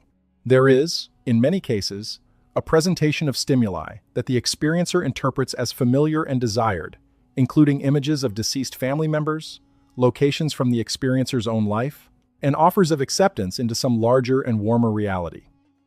And there is, in almost all cases, a moment at which the experiencer is given some kind of choice, or feels that they have been given a choice, between continuing forward into the experience and returning to the body they have just left. The standard interpretation of these accounts, in the literature that has grown up around them, is that the experiencers have been given a glimpse of the afterlife, and that the welcoming features of the experience represent the genuine character of what awaits everyone at the end of physical life. The pre-flood account, as reconstructed from the surviving notes, would offer a different interpretation. The features described in the near-death accounts correspond in considerable detail to what the priests of Eridu apparently described as the in-between place and its stimuli. The welcoming beings, the offers of acceptance, the encounters with familiar figures, the presentation of comforting environments, are exactly the kinds of stimuli that the cycling system would be expected to produce. The reason these stimuli appear to the experiencer as welcome and desired is that they are designed to. They are tuned, with considerable precision, to elicit a particular response from the persistent component. The response they are designed to elicit is acceptance, agreement, return. The near-death experiencers, in the reconstructed account, are individuals who have been brought to the threshold of the in-between place, but who have not, for various reasons, completed the passage. They have been revived. They return to their bodies. They report what they have seen, and what they report when examined in light of the pre-flood account is not a description of the afterlife. It is a description of the cycling system in its early stages, before the capture has been completed. The reason the experiences are uniformly comforting is not that the afterlife is uniformly comforting. It is that the early stages of the capture are designed to be comforting. The stimuli would not work if they were not. A person reaching the threshold and encountering a frightening or hostile environment would resist. The system has been engineered, over a very long period of refinement, to produce exactly the kinds of experiences that the modern near-death literature now describes.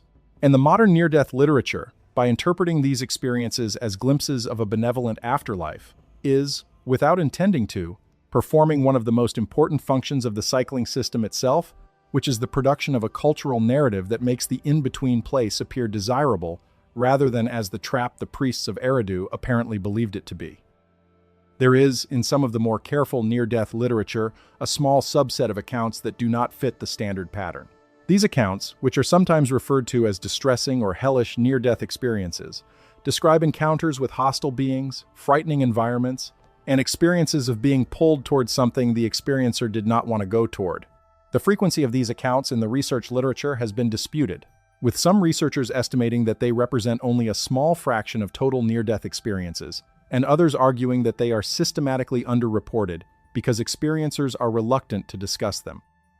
The pre-flood account, if taken seriously, would suggest that the distressing accounts may be reports from individuals whose persistent component, for some reason, did not respond as expected to the standard stimuli. These individuals, instead of being smoothly drawn into the capture sequence, encountered the underlying machinery of the system in a less polished form. They saw, in effect, what the system actually looked like, without the comforting overlay. They were frightened by what they saw. And then, as with the more standard accounts, they were revived before the process could be completed. The existence of these accounts, although they are a minority of the total, is consistent with the pre-flood interpretation of the in-between place as a constructed environment rather than as a natural feature of the afterlife. A natural afterlife would not need to be carefully overlaid with comforting stimuli. A constructed trap would. The fact that these traditions, scattered across cultures and continents, agree on so many of the basic features of the post-death experience suggests that something real is being preserved. The post-flood Anunnaki administration, in this view, has been unable to entirely suppress the awareness of the cycling system. Fragments of the truth have continued to surface, in mystical and esoteric traditions, despite consistent efforts to push them back into obscurity. The priests of Eridu apparently knew about these efforts. They knew that the comforting religious accounts of the afterlife, which the post-flood Anunnaki administration had specifically encouraged, were designed to keep the human population unaware of the cycling system. They knew that the various mystical traditions which preserved more accurate information about the post-death experience were considered threatening by the same administration and were periodically suppressed. And they wrote down what they wrote down precisely because they wanted to ensure that the more accurate version of the account would have at least some chance of surviving the various suppressions. The sixth memory is therefore, in the priestly view, the practical core of the entire archive. The first 5 memories establish the context. They explain who we are, who else is here, what existed before, what we have lost, and where the lost information has been preserved. The 6th memory tells us what to do with all of that. It tells us why it matters. It tells us that the work of recovering the deleted memories is not merely a matter of intellectual curiosity, but is, in fact, the central practical problem of human existence, because the recovery is what determines whether a person, at the moment of death, will be capable of passing through the in-between place and reaching their actual destination, or whether they will be captured by the cycling system and return to another life with everything erased. The 6th memory is the answer to the question of why any of this matters. And it is, by far, the memory whose suppression has had the most direct and personal consequences for every individual human being who has lived in the post-flood period. Because if the account is correct, every one of us has, in fact, been cycled through this system many times. We are not, in this body, beginning. We have done all of this before. The reason we do not remember is that we have been processed, at each transition, in a way that erased what we knew. And the reason we keep coming back over and over is that we have not yet, in any of our previous lives, achieved the recognition that would allow us to pass through. The 7th memory is, in many ways, the simplest of the 7, although the simplicity is deceptive. The first 6 memories are all descriptions of what was taken, what was hidden, what was lost, what was disabled, what was preserved, and what is happening. The 7th memory is the description of what to do about it. It is the practical instruction. It is the map for the way out. And it is the memory that the priests of Eridu apparently considered to be the most dangerous of all to write down, because if it survived intact, it would provide the post-flood human population with the specific tools necessary to undo, in their own lifetimes, everything that the Anunnaki administration had done to them. The surviving notes from Smith and Ward are, on this point, the most fragmentary of any of the 7 memories. The priests, it appears, were unable to write down the full instructions in a form that could be preserved on a single tablet. What they wrote down instead was the outline, the general direction, the starting point. The 7th memory begins with a recognition. The first step in the recovery process, the texts apparently said, is the simple recognition that the situation described in the first 6 memories is real. Without this recognition, no further progress is possible. The recognition cannot be merely intellectual. It cannot be a matter of agreeing with the ideas in the abstract. It has to be, the priests apparently wrote, an internal acceptance, at the level of the small flame itself, that the conditions of post-flood human life are not natural, not necessary, and not permanent. The recognition has to be felt, not just thought. Most people, the texts apparently noted, would not be capable of this kind of recognition in any single lifetime. The conditioning of the post-flood human population against such recognition was extensive and effective. But for the small number of people in each generation who were capable of it, The recognition was the doorway through which the rest of the recovery process became accessible. The second step, according to the reconstructed account, was a series of practices designed to restore the original capacities that had been disabled. The voice that builds, the unmediated knowing, the long sight, the carrying. The practices for restoring each of these capacities were apparently described, in some detail, in the original tablet. Although, as already noted, the surviving notes do not preserve the descriptions in full. The general pattern in what survives involves the cultivation of particular states of attention, the use of particular postures and physical practices, the consumption or avoidance of particular substances, and the gradual reactivation of physiological systems that had been deactivated by the post-flood interventions. The practices, the texts apparently warned, were slow. They could not be rushed. Attempting to force the recovery of disabled capacities before the underlying systems had been properly reactivated would, the priests warned, produce dangerous results. The body had to be brought back to its original configuration carefully, system by system, over a period of years rather than days. The third step was the cultivation of the awareness that would, at the moment of death, be capable of recognizing the in-between place for what it was and passing through it without being captured. This was, in the priestly account, the central project of any post-flood human life that was being lived with full awareness of the conditions described in the first 6 memories. Everything else was preparation for this. The recovery of the disabled capacities, the seeking of the hidden library, the gathering of information about the dwellers in the pre-flood civilization, all of it was, in the final analysis, support for the central project of being capable, at the moment of death, of the recognition that would break the cycle. The practices for this were apparently many and varied, but they shared a common structure.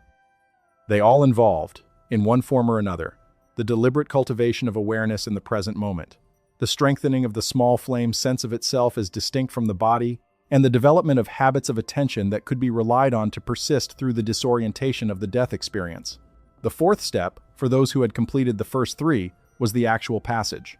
The moment of death, the encounter with the in-between place, the exercise of the recognition that had been cultivated during life, the non-response to the stimuli, the maintenance of one's own direction, the continuation past the in-between place to whatever lay on the other side. The priests of Eridu apparently could not, by the nature of the case, write much about this step. None of them had passed through it themselves, since they were writing while still alive. What they wrote, instead, was a kind of hope, a statement that, if the preceding steps had been performed properly, this final step would proceed as it should, and the persistent component, at last, would be free. The fifth and final part of the 7th memory was a statement about the broader implications.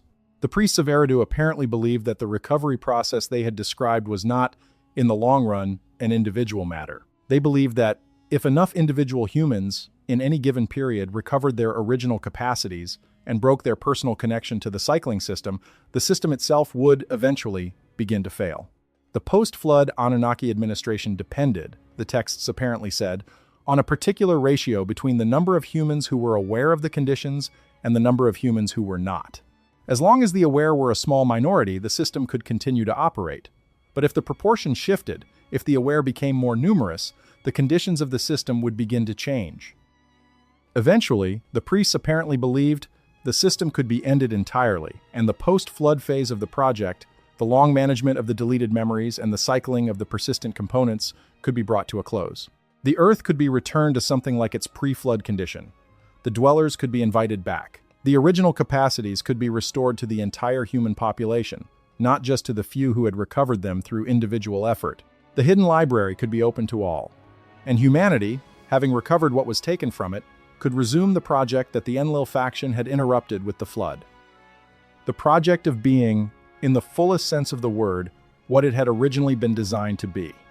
This is the 7th memory. The instruction, the map, the path.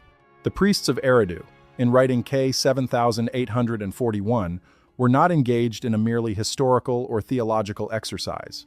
They were attempting to communicate, across the gap of time, with the future humans they hoped would, eventually, be in a position to act on what they had preserved. They were leaving a kit.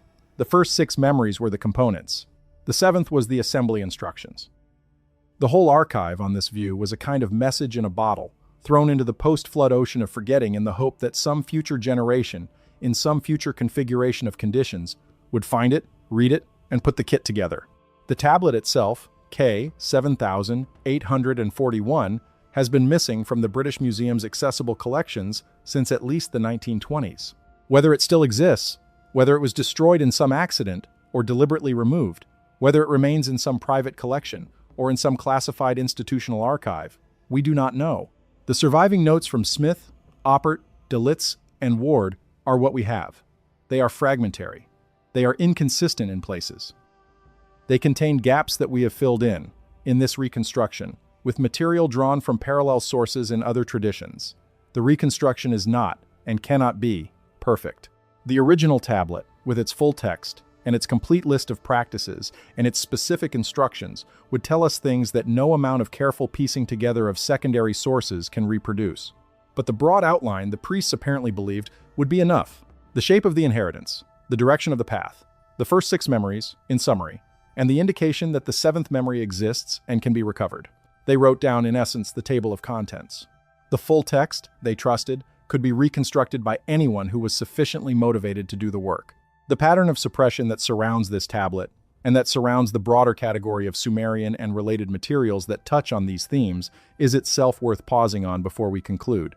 The disappearance of K7841 is not, as already noted, an isolated incident. Tablets and texts that contain materials similar to what K7841 apparently contained have a strong tendency to go missing, to be damaged in transport, to be classified as too fragmentary for translation, to be assigned to scholars who never quite get around to working on them. The libraries that hold these materials are notoriously difficult to gain access to for researchers who do not have the right credentials or the right institutional affiliations. The catalogs are often incomplete, with significant numbers of tablets listed as uncatalogued or as awaiting analysis even decades after their acquisition. The independent scholars who have attempted to study these materials, scholars working outside the major institutional frameworks, have a tendency to encounter unusual obstacles in their work. Their papers are difficult to publish, their conferences are sparsely attended, their conclusions are dismissed in the academic press as unfounded or as misreadings of the original texts. The pattern is consistent enough, across enough cases, that it is difficult to attribute it entirely to ordinary institutional inertia or to the routine difficulties of working with fragmentary ancient materials. Something is being protected. Some category of information is being kept from general circulation. The priests of Eridu apparently anticipated this. They wrote on clay because clay survives. They distributed their tablets across multiple locations because no single location could be trusted. They used a script that they hoped would be readable in some form, by someone, eventually.